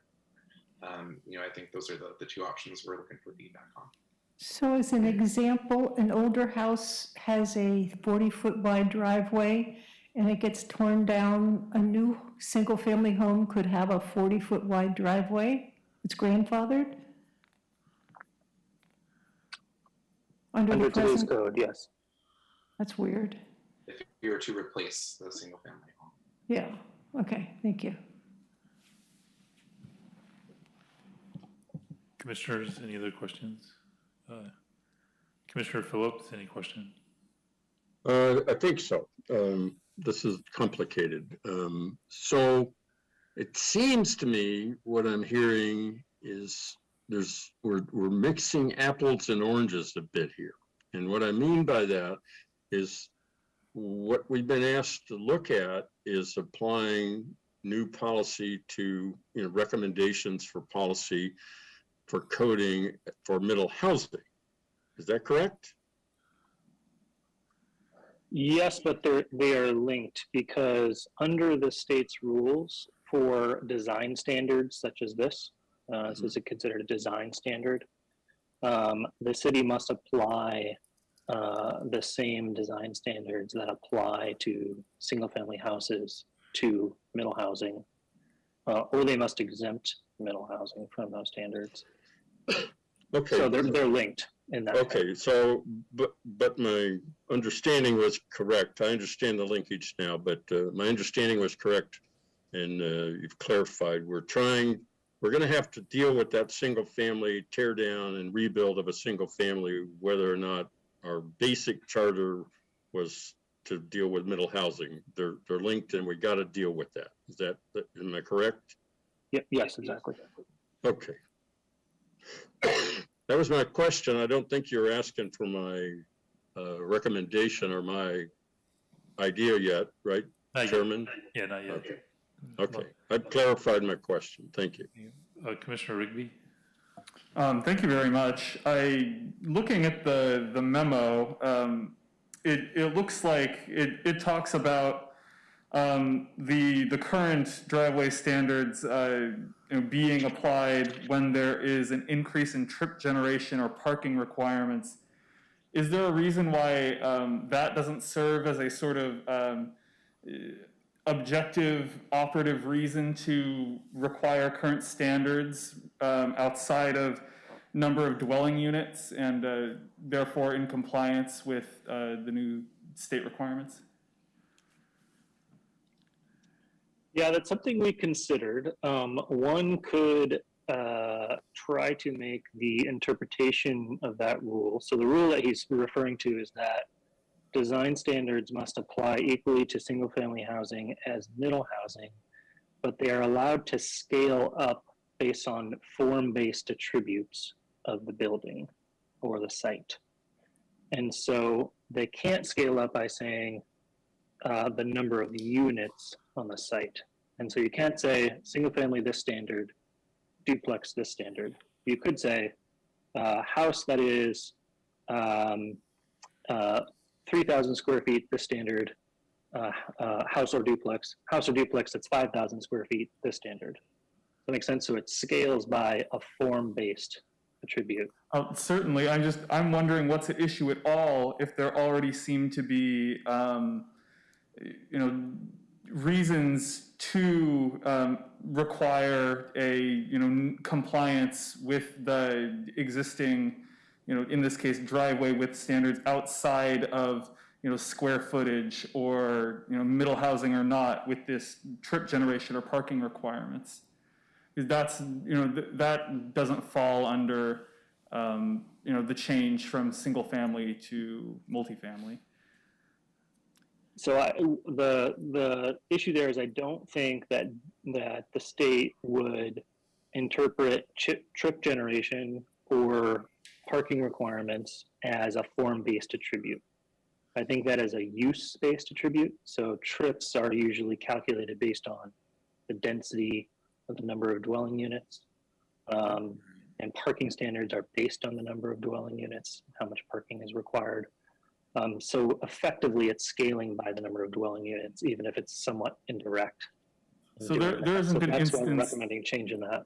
There isn't an instance where if a single-family house were redeveloped as a single-family house, where there would be an increase in trip generation or parking requirements. No, I don't believe so. No, because it would need to be trip generation or parking would be tripped by having more units or higher density. If I can get to the point, I think if you add an extra bedroom to a single-family dwelling, that doesn't create more trips. Okay? It does, but it doesn't. Okay. Not for these purposes. And I think for for middle housing, the question is whether those trips are naturally incident to middle housing. So I think that the argument is that since those are inherent to middle housing, you can't say, oh, we're looking at just trip generation and that's just in that box.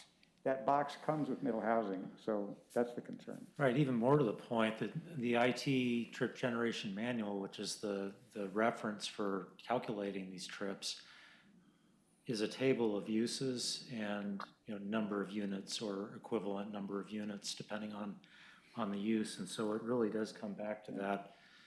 We are having to look at middle housing and basing that requirement on it. So I think I agree with what Mr. Kimmel was saying about how we have to calibrate it based on calibrate it the same for single family as we would for middle housing. Can I make two other points? One, the question here is, what are you going to put out for public hearing? You're not making a decision. I keep coming back to that because this is a work session, right? Secondly, if it's just a question of whether you're going to have two driveways or one upon an event, fine, But if the standard would require moving the driveway, then that triggers compliance anew with the driveway standards, which could get into such things, because I've seen them, with the ASHTO standards for intersection stopping distance and that sort of thing. So you could end up, if it's non-conforming, having to relocate it, and then the consequence of that could be there might be a tree where it'd have to be relocated. So it isn't, yes, the simple question is that on the ground, there are consequences. You can't anticipate them all, but that's what they are. Well, I'm just wondering about, I think you were saying, Mr. Olson, that that what is kind of under consideration is whether there are some objective non-single family versus multifamily housing standards that could be brought into play in this sort of situation, and seeing as the trip generation parking requirements are inherent to multifamily. Are there any ideas or recommendations as to what those could be? Yeah, so the options that we see on the screen right now are the two options as we understand them based on the state's minimum requirements. I think generally staff would recommend applying the same standards. Obviously that's sort of the direction that we've got.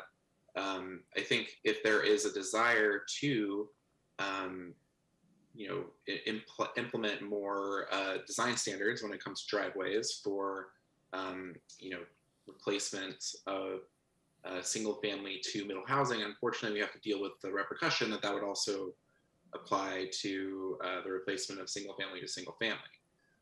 So I think generally the thrust of where we were going with this was to apply those driveway standards to middle housing, but what we sort of encountered along the way was that this might have an indirect impact or perhaps direct impact on the replacement of a single family structure that we would, if we were to do that, we would have to then apply it to single family. So the question is it worth it? Do we really think that this should be something that triggers the driveway standards that the development of middle housing, which is sort of allowed as of right for the most part under House Bill 2001, should we expand the applicability of the driveway standards so that it is more likely to capture middle housing development, or should we not make it applicable to either, so that we don't adversely impact single family development? There are two options there, and I think either could be considered consistent with direction to maintain neighborhood character and livability, for some of the reasons that Deputy Attorney Boone was pointing out, that if we were to expand these driveway standards to apply to the replacement of a single family home, then it could require driveways in places where they might not be best suited, or they might require the removal of trees or something of that nature. So there could be some adverse impacts. But at the same time, if folks are concerned with the way that some of the garages and driveways could look on middle housing, then we wouldn't want to make it such that they don't apply at all. So there are definitely pros and cons of both. And I think with a lot of these issues, there are different arguments for how they could enhance neighborhood character. One would be, this option one would ensure that garages are constructed and driveways rather are constructed in ways that is consistent between all different housing types. Option two would perhaps allow more flexibility to keep existing configurations for the replacement of single family homes. I see it. So in option one, the trigger for the driveway standards is the replacement itself. That's right. And so one and two are really the polar opposites. That's right.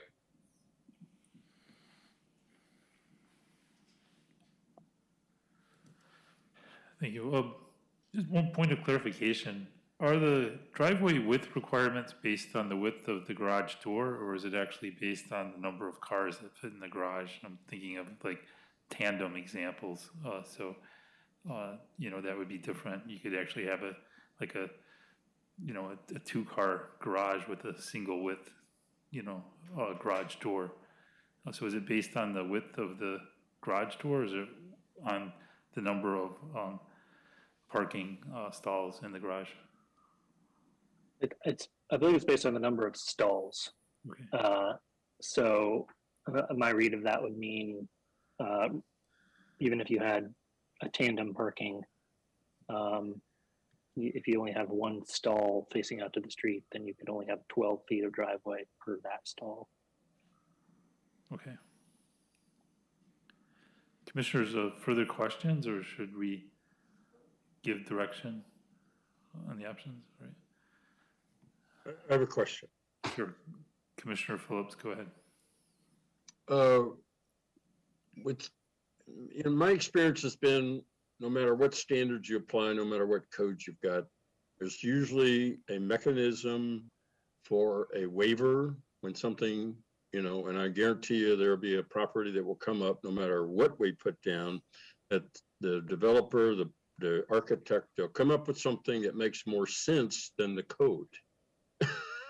So will there be the option for a waiver when it becomes obvious that whatever we put in the code doesn't make sense? Because this will be a new code, correct? Well, it'll be a modification, an amendment to the existing code. Right. And I will say that there are some exceptions, obviously, to this as related to particularly site distance requirements and things like that that also apply here. So there are many other concerns that are addressed by the code, as Johanna sort of began to outline, that could encourage those better outcomes too. So that there's a lot of other factors here, but in terms of that specific waiver, because this is going to be newly applicable, what we decide, we don't have an existing waiver in the code.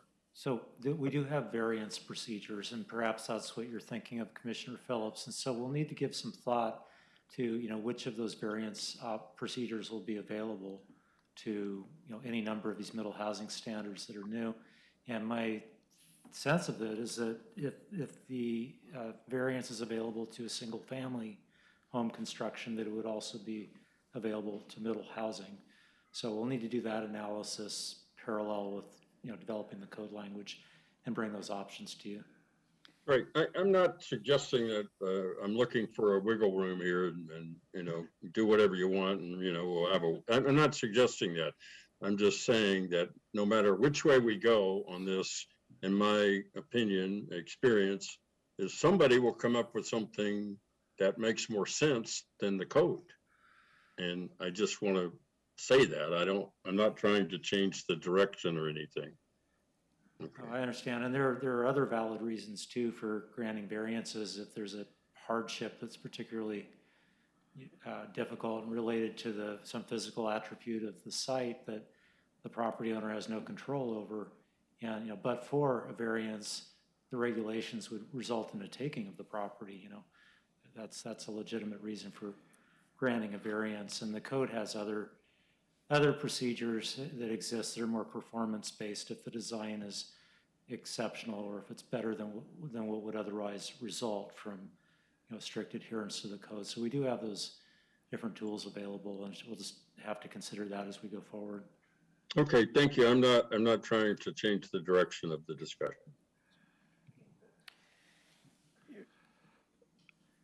I guess I just want to emphasize there's exceptions and there's variances, right? So an exception would be if not this, then that. Okay, you can have an exception, you got a right to it, and that sort of thing.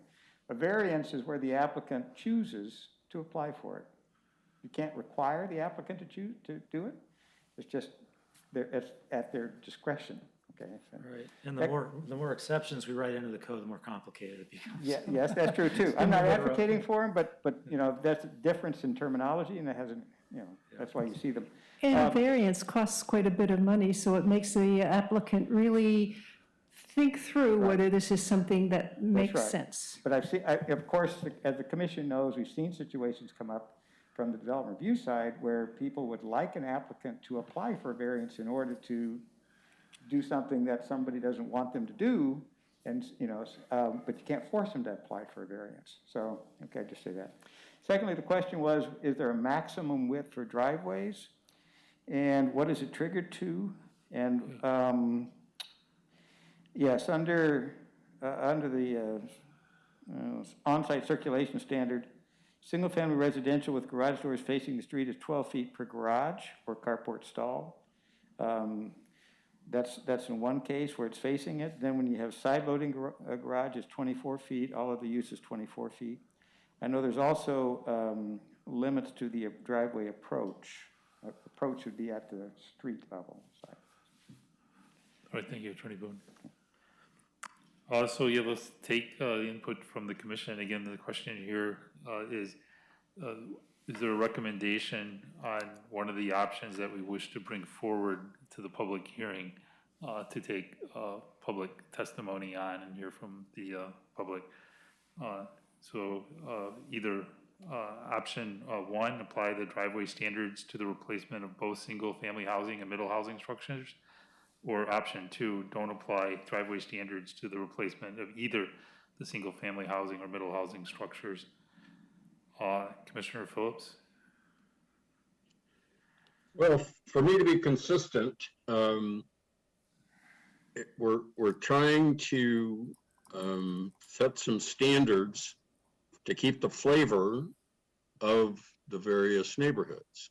And so, again, my experience is if you don't want standards, it says do not apply driveway standards, okay? I guarantee you'll change the flavor real quickly over a few years if you don't have any standards whatsoever, okay? So I'm in favor of number one, apply some standards to both of them. Thank you. Commissioner Lee? Since we've already discussed this up one side and down the other, the answer for me is number one. Thank you. Commissioner Rigby? I'm inclined to one. Commissioner Stewart? Yeah, yes, generally I'm in favor of one. However, I'm sort of hung on the fence as far as the second bullet point, whether, if you're building a new house or you're building new middle housing,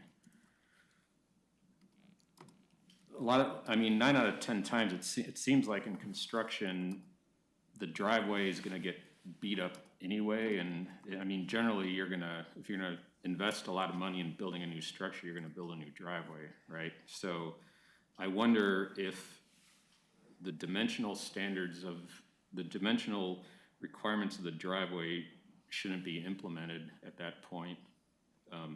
And if it's in a non-conforming location, maybe that's still okay. So I'm generally in favor of number one, but that piece, not totally bought into.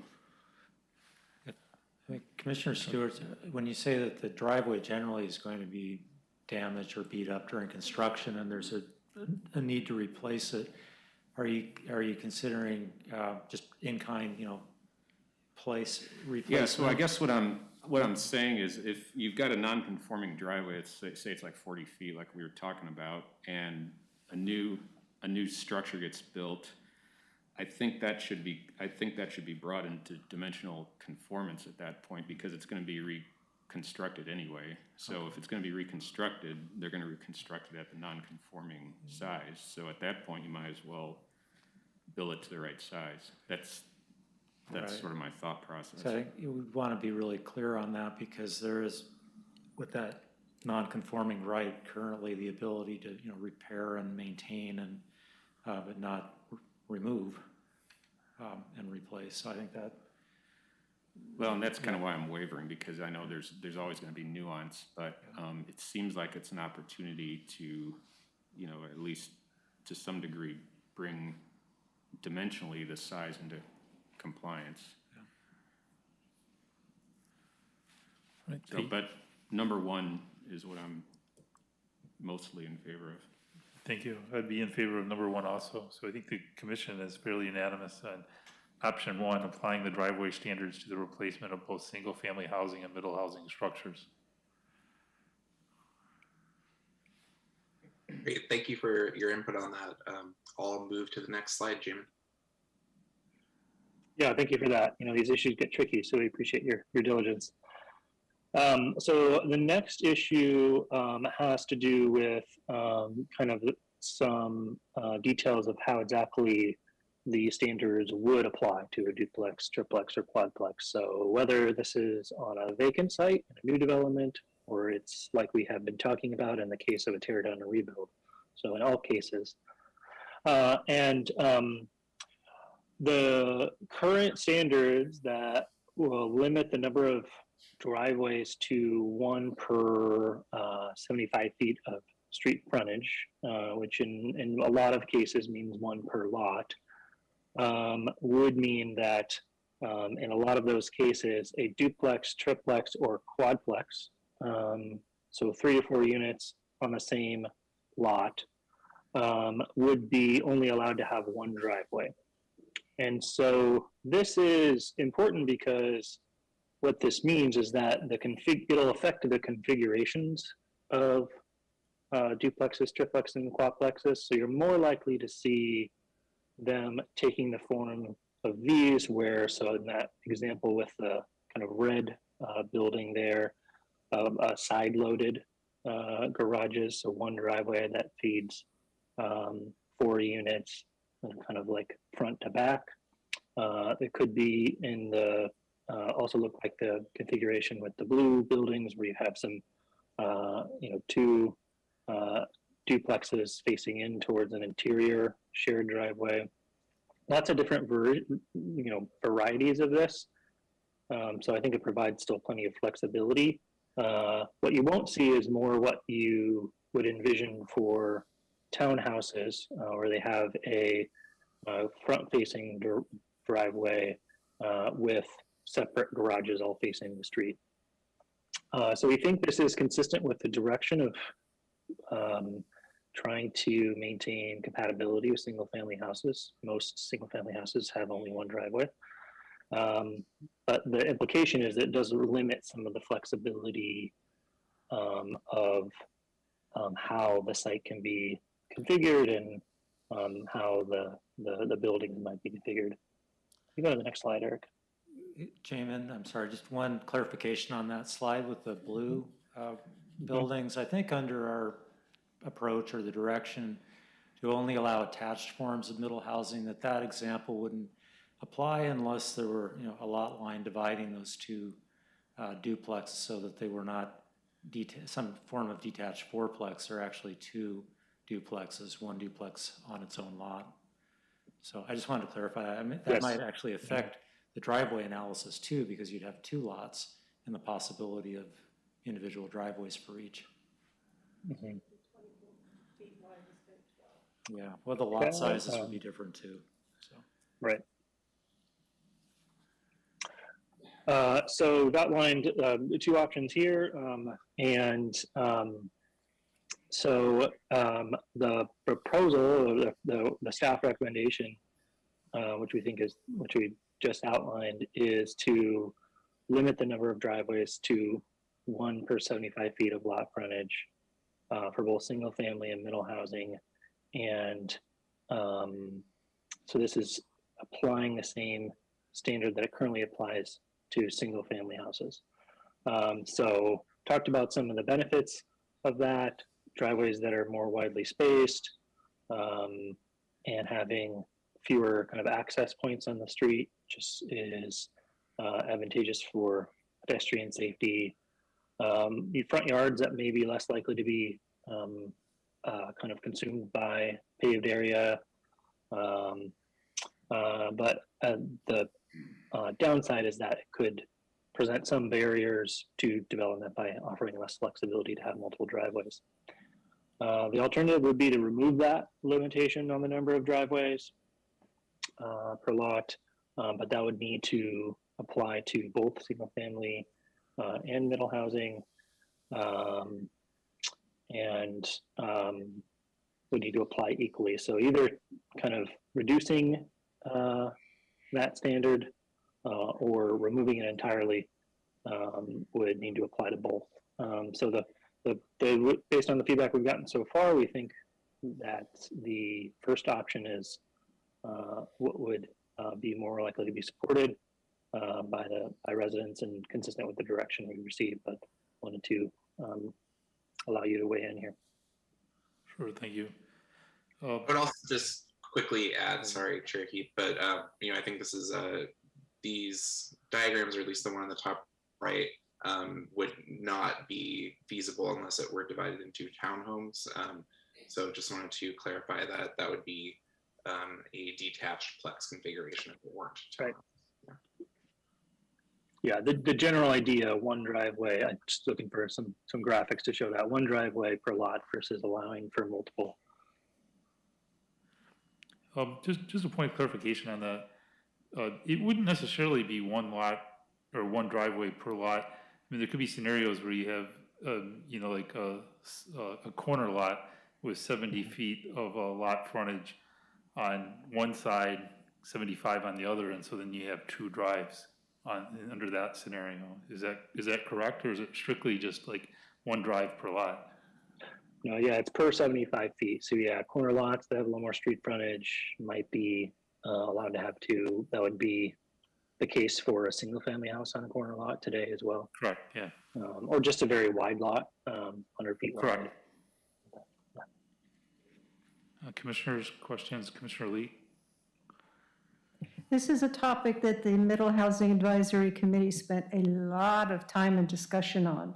And the pros and cons are, and the number 2, where the driveways are all to the front, that's pretty standard operating procedure for developers with townhouses and quadplexes. And it allows to actually have a backyard in each one of those units, it's a consideration. Limiting the number of driveways in figure number 1 is certainly a whole lot more desirable, because then the fronts of the houses could perhaps have porches and be more friendly design-wise to the neighborhood. The other thing is, as a realtor and seeing this firsthand, no one uses a garage anymore, especially in smaller units like these for cars. These cars will be parked on the street. They'll be parked right in front of the units if they're facing the streets, and they will be parked in the back on those driveways in the back, because everyone uses the garage for storage. And unless you put some kind of caveat that garages are not to be used for storage, or that 5th bedroom, or non-conforming whatever, that's probably what's going to happen. So I think that number 1 is aesthetically the way to go, and there's going to be a lot of street parking and unhappy neighbors. You, Commissioner Rigby?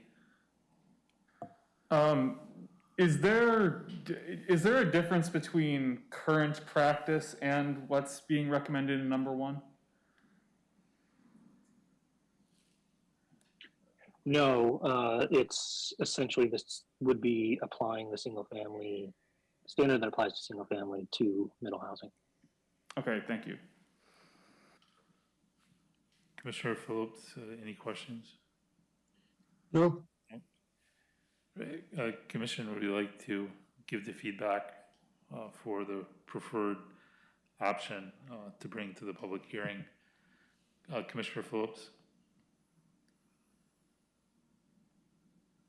Sorry, Commissioner Phillips, you're on mute. yeah, okay. I think number 1 is the right one for me. All right, thank you, Commissioner Lee. Number 1, Commissioner Rigby, 1. Commissioner Stewart. I think number 2 is better for the simple reason of the unintended consequence of what number 1 is showing in this picture. I think those 2 middle units there are unlivable.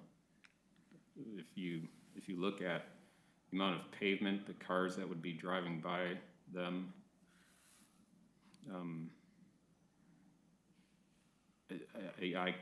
I think in this sort of development, number 2 is going to introduce a lot less pavement and stormwater issues than number 1.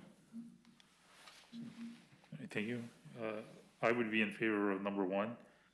So I think the commission generally favors option number 1, limiting the driveways to 1 per 75 feet of lot frontage, with the exception of what Commissioner Stewart has raised for option number 2.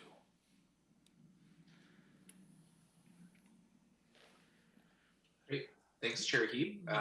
You know, I think one other thing that I would mention is that with option 2, you can see that there would be less availability for street parking on that particular lot. So I think that's one other potential drawback to option number 2 that we might not have discussed, is that there would be less opportunities for on-street parking to sort of account for overflow that could potentially occur from the development. And anyway, with that, I will go on to the next slide for Gina. Sure. So this next issue relates to driveways for townhouses. So this needs to be, townhouses need to be treated a little bit different, or considered a little bit differently from the other middle housing types. Because if you were to apply the same standard that applies to single family houses, then because it is it allows for at least 1 driveway for every lot, and townhouses are actually on their own lot, and so the implication there is then that each townhouse unit wouldn't be allowed to have its own driveway. So applying that standard to townhouses means you could get something like is shown here with individual driveways to each unit. So given that, when we knew that that could bring up some other issues that the code doesn't really address well today, and one of those is that on wider lots, the width of the driveway as a kind of percentage, or the proportion of the front yard, could get very wide under the existing code standard. So if you have a narrow lot, and let's say you can only fit a 1-car garage if you have a narrow townhouse unit, then your max driveway width is 12 feet, because the width of the driveway is based on the width of the garage stall. But if you could fit a 2-car garage in a slightly larger, slightly wider lot townhouse unit, then you actually could have a driveway that's up to 24 feet wide. So the example here is that you could have a 25-foot wide lot with a 2-car garage and a 24-foot wide driveway. And so looking at that, we started to think that maybe that's not really compatible with existing character. That's a lot of the front yard that is paved. And so wanted to think through if there's some new standards that can be applied to try to prevent that outcome. Go to the next slide, Eric. And so the way that would need to be structured would be some kind of limit on the overall width of driveways that is in addition to the existing standards. So what that might look like is that single-family houses and middle housing can have driveways that are 12 feet per garage stall, but no greater than 60% of the width of the lot, or something to that effect. That would be on those narrower lots where the driveway makes up a larger portion of the front yard, that the driveway would be more limited than it would be on larger lots. So kind of scaling it more by the size of the lot and not just by the number of stalls in the garage. So we think the benefits of that would be to limit that excess paving in the front yard, allow for more landscaping, trees, yard area, and also prohibit driveways that are actually wider than the garage opening, which would currently be allowed in some cases today. So the alternative would be to keep the current standards, which do not limit the width of driveways on those smaller lots, except for based on the number of garage stalls. And this does provide some additional flexibility compared to this additional limit on the width of driveways. In some ways, it may, by limiting the width of the driveways, it may also discourage two-car garages where they may otherwise be viable to provide. And so that might be one impact of that. But we think given the priority the city's placed on the character issues and stormwater issues associated with driveways, I think applying this further limit makes sense. I think we'll pause for feedback and questions there. Thank you. Questions, commissioners? Commissioner Rigby? Is there a reason not to use a minimum lot width as a tool to prevent overpaving? Well, the minimum lot width that the city will need to apply under the state rules for a townhouse is 15 feet. And so... for a maximum? No, that's the minimum width of 15 feet. The minimum that can be mandated by the city, or the maximum? Yes, I'm sorry, that isn't that. I'm not asking well, but yes, I see it is very confusing. The cap on the minimum lot width is 15 feet. So the city can't apply anything greater than 15 feet. I see.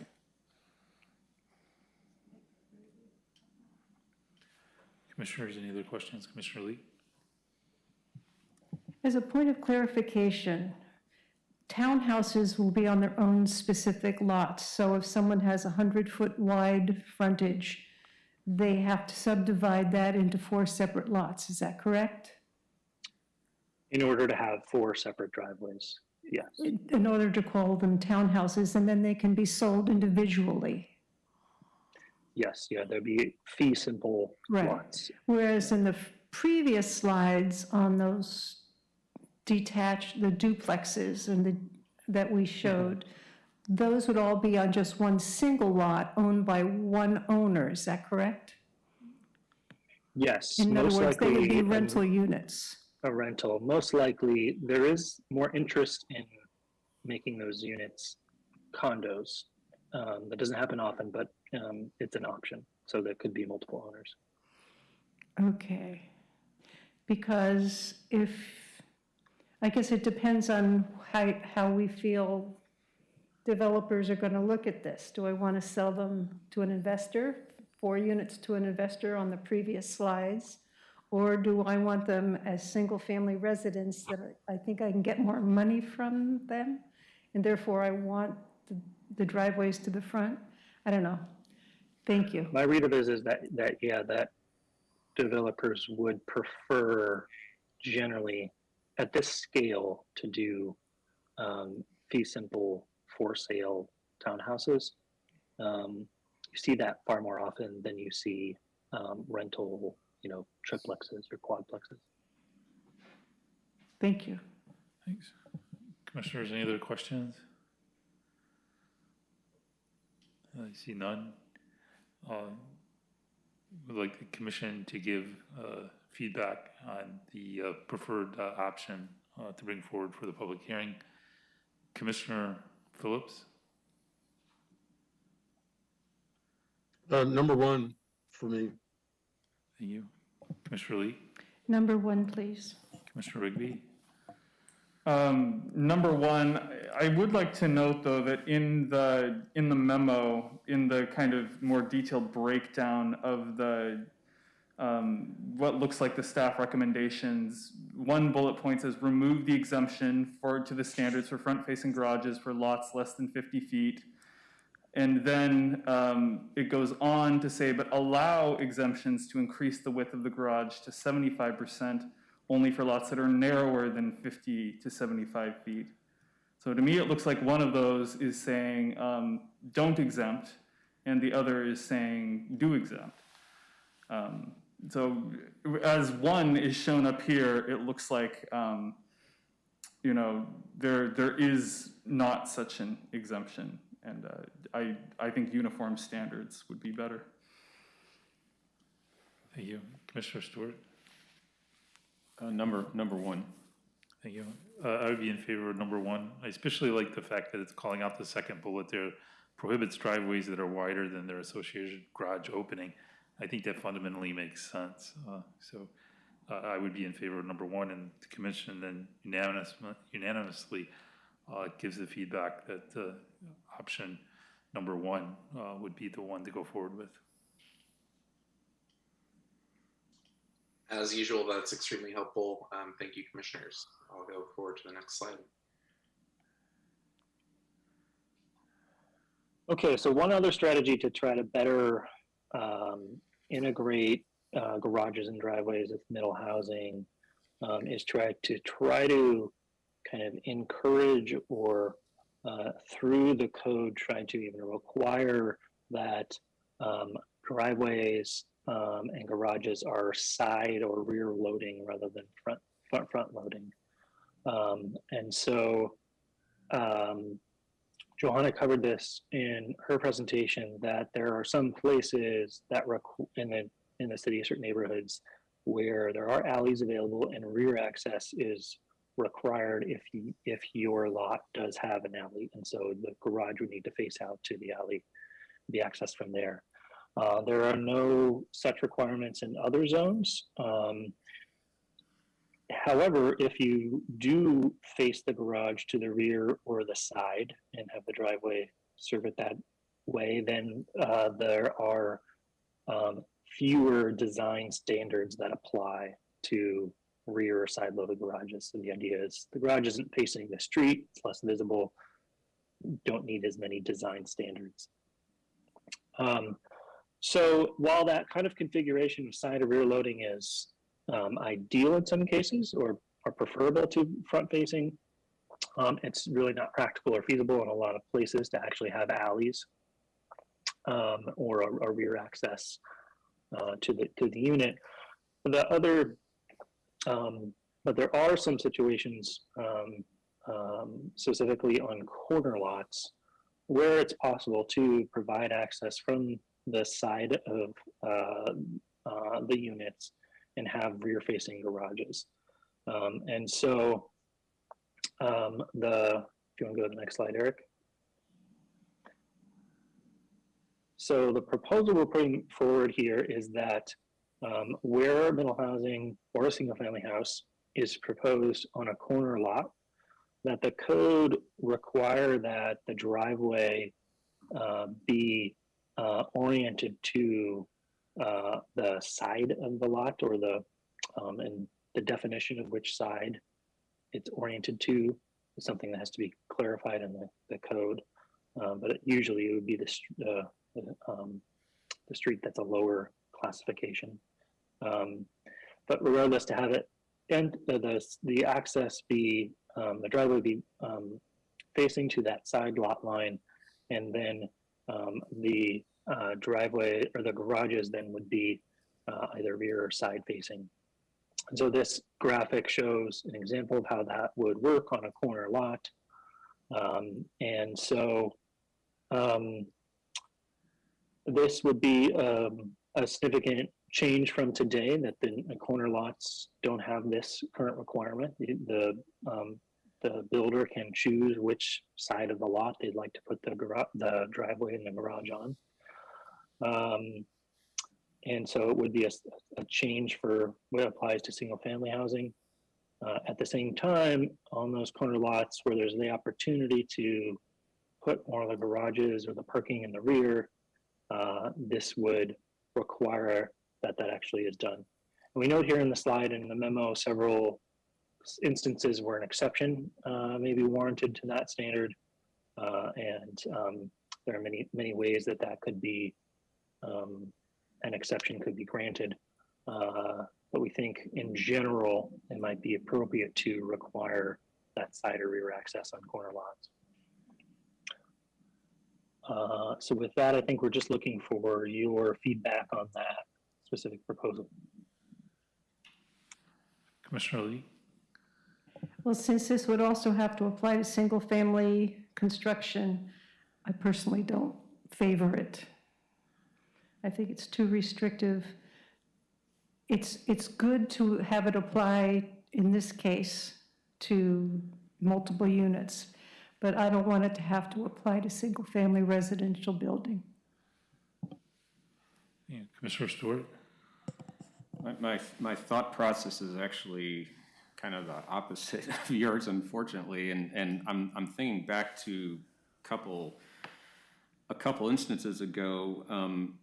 I want us to be cautious of creating these unanticipated stormwater issues with these long driveways and these kind of little roads that are connecting to, all these units in the back like this. I mean, if this were an 8-unit development, can you imagine how long that road gets and how big it is? I think part of the reason why the city had initially limited this sort of situation to 3 units is just because of the amount of hard surface and driveway.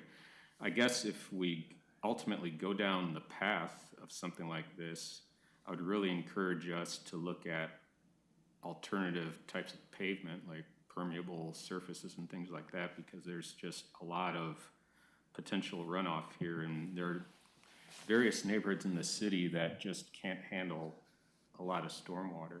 So. And in addition to that, if this is new construction, which it will be, there will be no storm runoff to the street. They're going to have to absorb on the property any runoff with bioswales. I don't know how they manage. I know. How do you do that with all that? Plus the roofs. I mean, I know. It's not. I hear you. It is a limitation on, it's just another development program, figuring out how much floor area, how much coverage you're actually going to get, and still be able to manage the stormwater.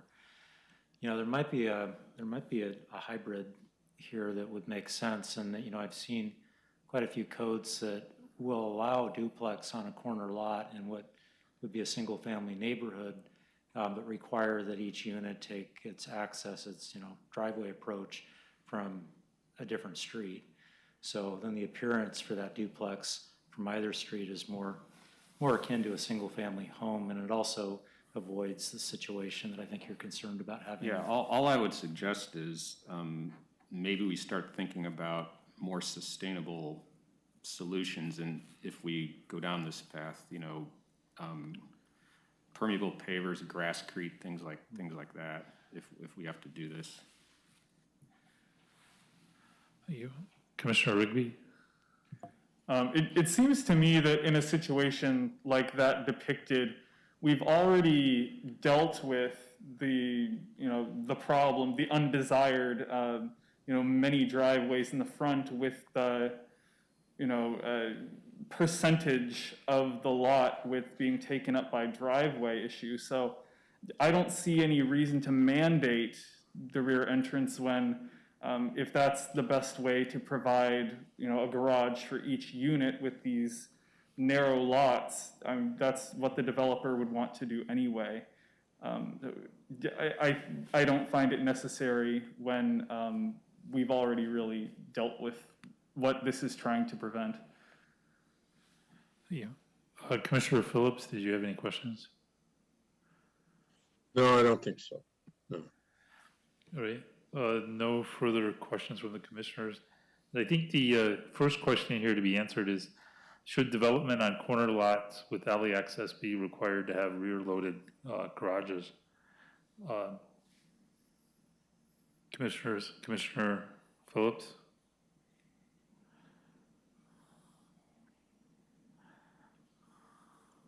I'm not sure I'm ready. I don't think I understand this clearly enough to make a statement on that yet.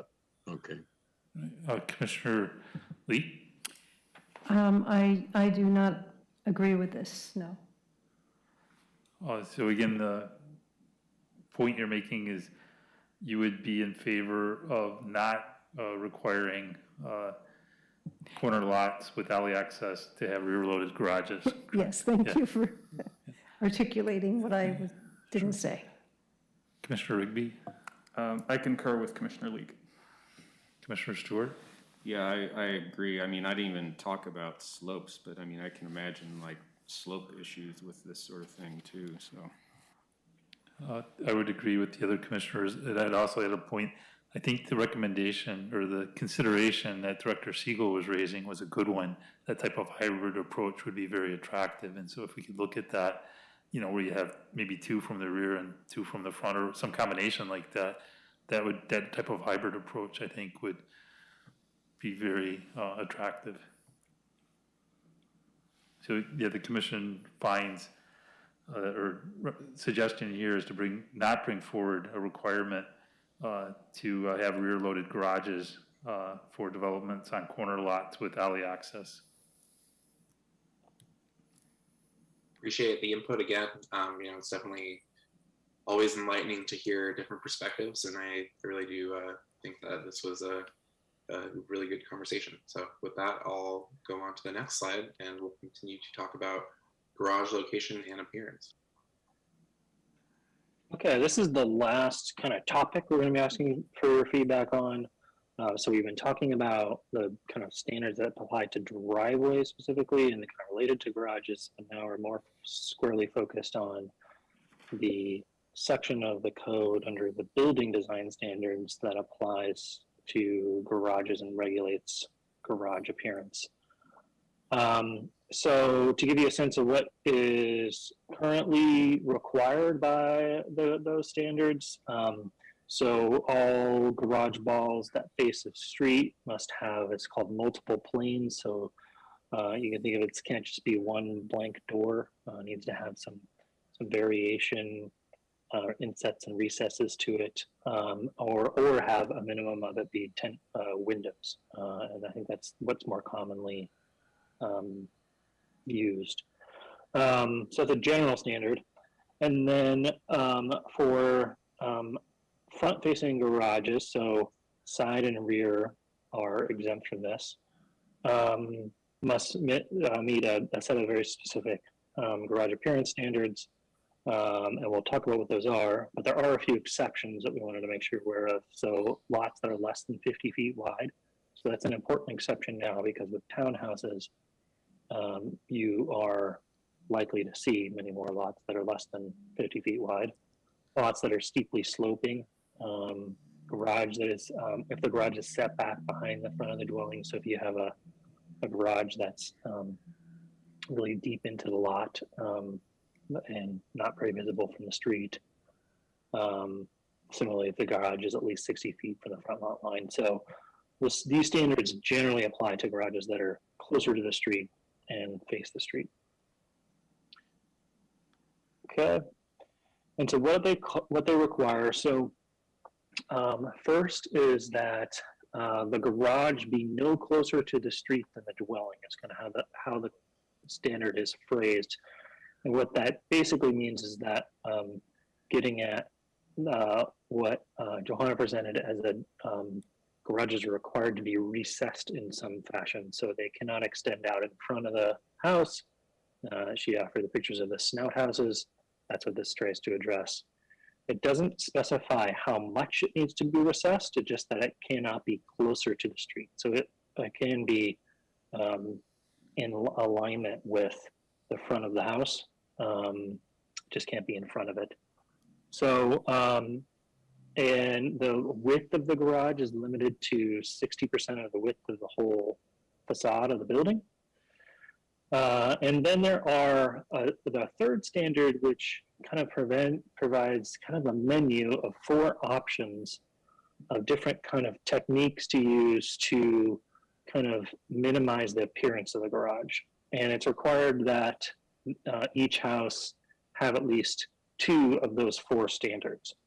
And so those include a deeper recess, dividing up the garages into individual doors or stalls, rather than having a 2-car wide garage door. You might have 2 1-car garage doors. If you limit the width to less than 50%, so which is even lower than the general max width of 60%, or you provide some kind of decorative trellis or other feature above the garage, which gives kind of a shadow line on the garage and helps to kind of hide it in some way. So the builder had to pick 2 of those to incorporate into the house. So that's the existing standards. If you want to go to the next slide, Eric. And in terms of our analysis and the work we've done to date on this issue, we discussed some of these standards with the Middle Housing Advisory Committee, and there was support to apply those garage and appearance and location standards to middle housing. But there was some concern that that would still result in fairly kind of prominent garages that dominate the view from the street, and that would be incompatible with existing character. And as I mentioned before, more prominent garages are more likely with middle housing than with single family housing, potentially. And so we took another look at the specific standards in the garage appearance and location with the general idea that let's apply the same standards that apply to single family to middle housing, but what might be tweaked in order to better address some of the issues of middle housing. So I'll go over that now. So the first thing is there is those 4 options for how to comply or for features you can use to comply with the garage appearance standards. And our kind of evaluation of those 4 options, we find that the option of recessing the garage further behind the front of the dwelling or some front wall of the dwelling. So these are some examples where the garage is a little further recessed than I think would be required by the code. We provide a few more images in the memo. We think this technique is somewhat more effective than the other techniques that are allowed in the code. While at the same time, those other techniques are kind of weighed evenly. So it's select 2 of 4 options.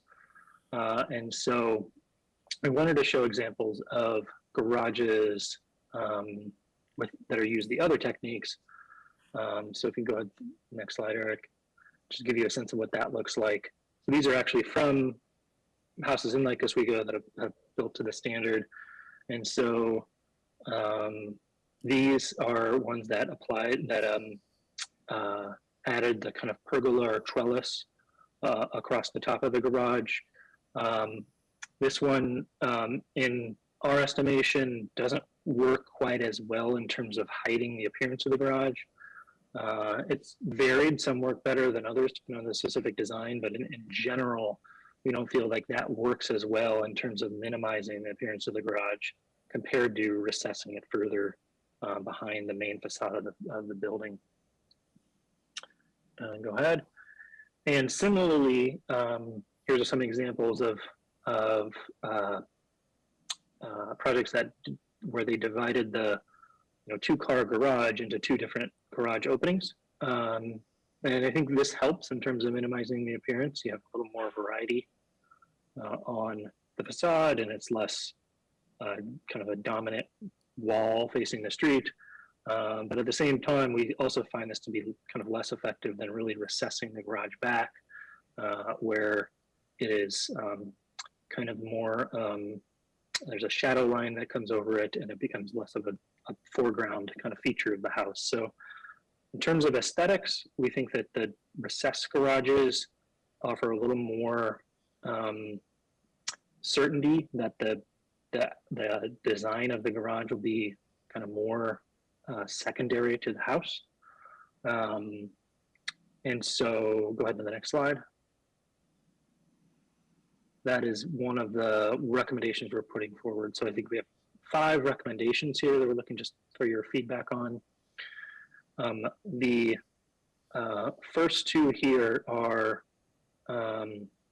fairly minor, but one thing that needs to change is that there are some ways that the garage appearance standards now vary based on whether it's a single family house or a duplex.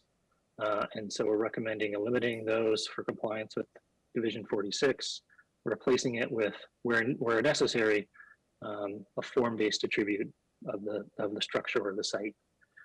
I mentioned there's an exemption for garage design standards for front-facing garages on lots less than 50 feet wide. And we recommend that the city remove that exemption because there would be many new townhomes that are less than 50 feet wide, and we think it's important to regulate garages in those instances. And so we believe the overall width of the garage of less than 60% of the width of the facade is appropriate. But we do believe that it may be, in order to address that issue of garages on townhouses and on very narrower lots, that it may be appropriate to allow for exceptions to that standard to increase the width of the garage to 75% of the front facade, but only allow that on narrower lots. And how narrow that is specifically, we haven't have a proposal for you, but somewhere in the range of maybe 50 feet or 75 feet. Lastly, and instead of offering a recessed garage as an option among 4 to apply, we would recommend requiring the garage to be recessed, and by a minimum of at least 2 feet. We talked about why we think that's more effective than the other techniques. And lastly, another recommendation we believe that would make sense is to, the standards currently apply somewhat uniformly, regardless of how wide the garage is as a kind of percentage of the facade, so how large the garage is. And there's reason I think that doesn't make as much sense as having your standards that scale up or down based on the width of the garage as a percentage of the facade. So this is one that would make the code somewhat more complex, but we also think it addresses some of the issues that come up with middle housing, where you're likely to have narrower units facing the street and garages that make up a larger percentage of it, that you might want to apply slightly more kind of a higher level of standards to those instances where the garage is really large compared to the house, than you do to areas where the garage is small compared to the overall house. And there's not that much kind of scaling of the standards today, so we recommend scaling them more, requiring more when the garage is larger. So kind of conceptually, this table kind of documents how, an example of how that might be applied. This is proposed code standard today, but it's a kind of an example of how the standards might scale up or down. Okay, so questions or feedback? Can you move the photos of your folks who are doing this online so we can read the entire text? Just put it over, just drag it over to the right a little bit. The gallery. I can't read the applicable design standards. They're,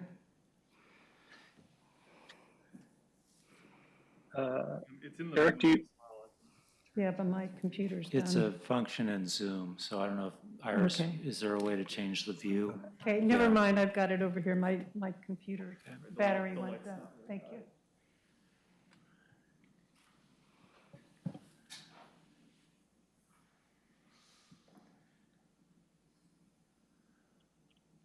So I guess just to ground us in where we're at currently, we're looking for input on these 5 recommendations at this point. I think as Jamin indicated, the first 2 are a little bit more straightforward.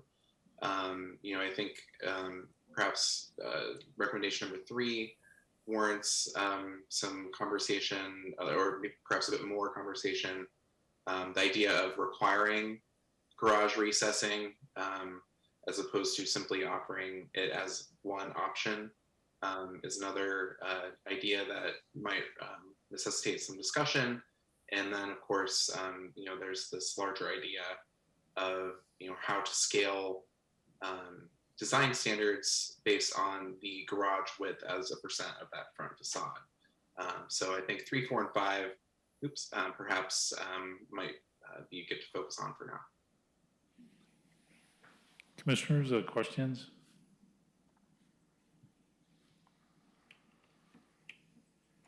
Commissioner Rigby? Thank you for preparing this nice little table for us. It's very helpful.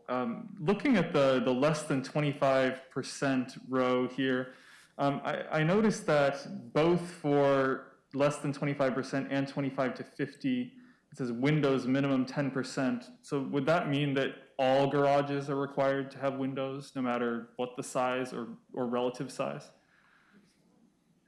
yeah, and that's consistent with the current code. It's a flat standard of a minimum of 10% of the garage has to have windows if it's front facing. Yeah, for a single family, correct. Okay, and when looking at this, to me, it looks like we have quite a jump here, 25 to 50%, and then the next tier being 50 to 60, 25%, then 10%. Is there a rationale behind that?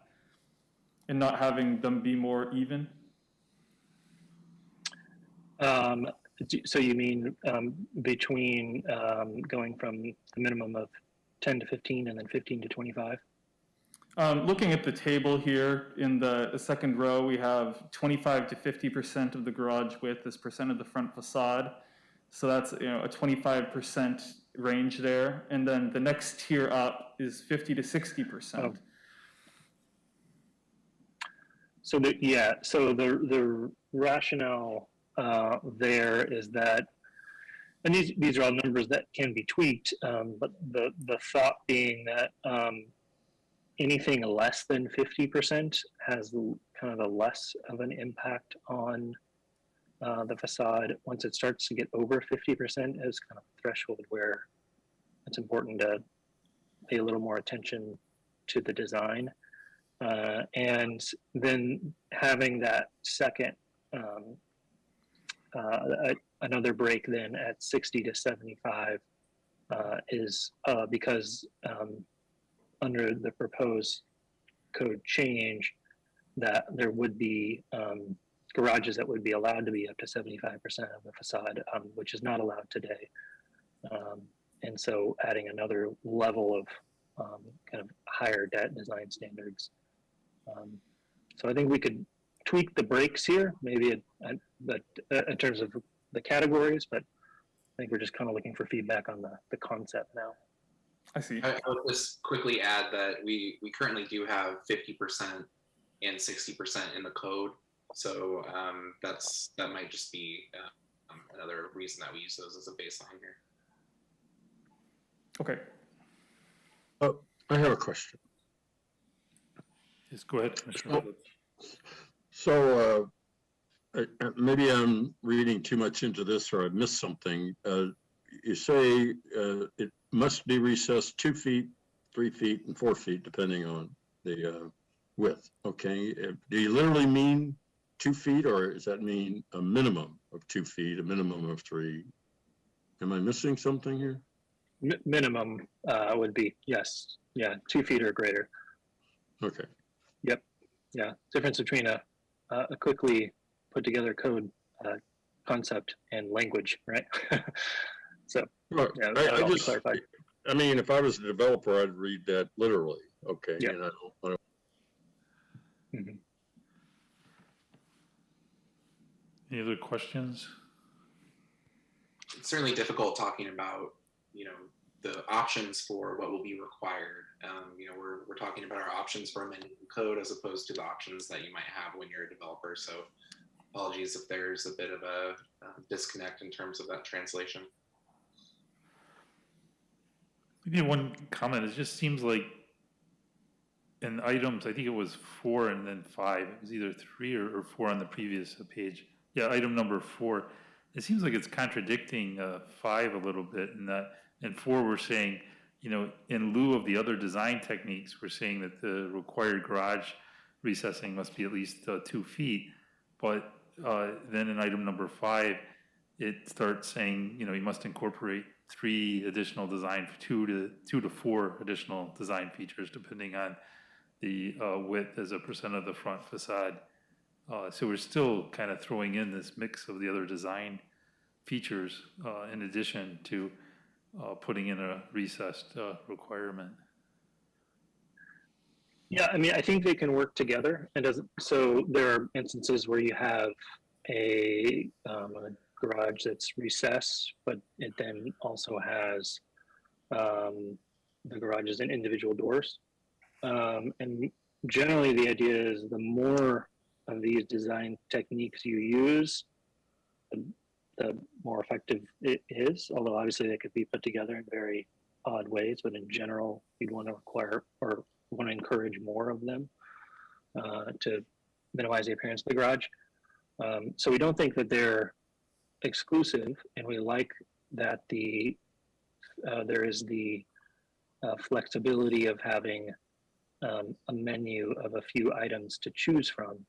I think the recommendation we're putting forward here is that the recess is more effective than those others, and perhaps that one should be relied on more and encouraged rather than allowing for those other features to kind of count equally.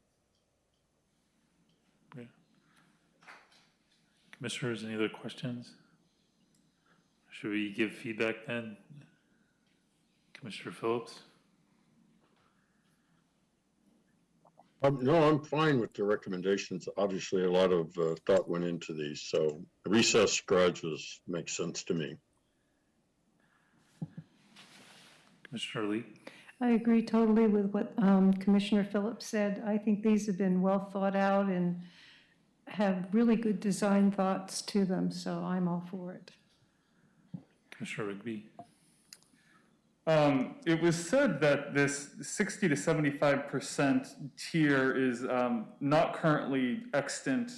I think adding it in wouldn't be in accordance with our minimum compliance directive.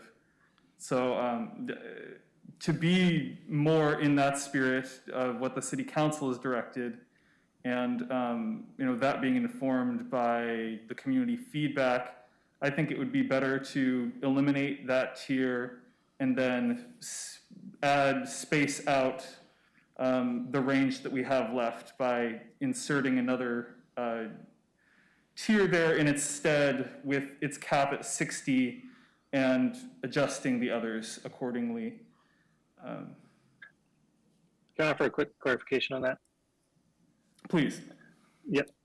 So I think this is actually, although it may appear like we're adding an exception, I think this is actually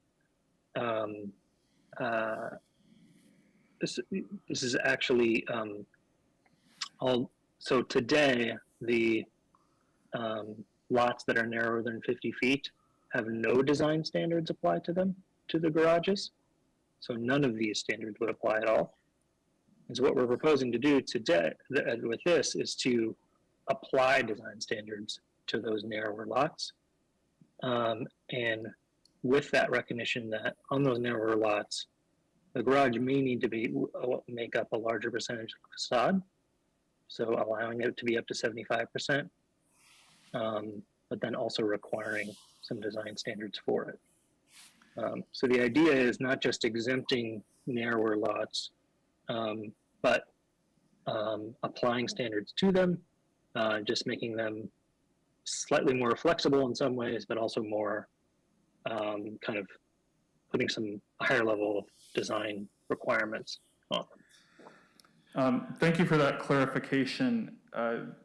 Yeah, I think that is well intentioned, but I think the trend of minimum compliance would be to not create flexibility just for these categories.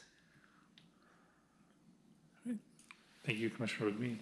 Commissioner Stewart? So I think the unintended consequence, though, is if you don't have that last section, then like a 15-foot wide townhouse lot can have a 100% wide garage.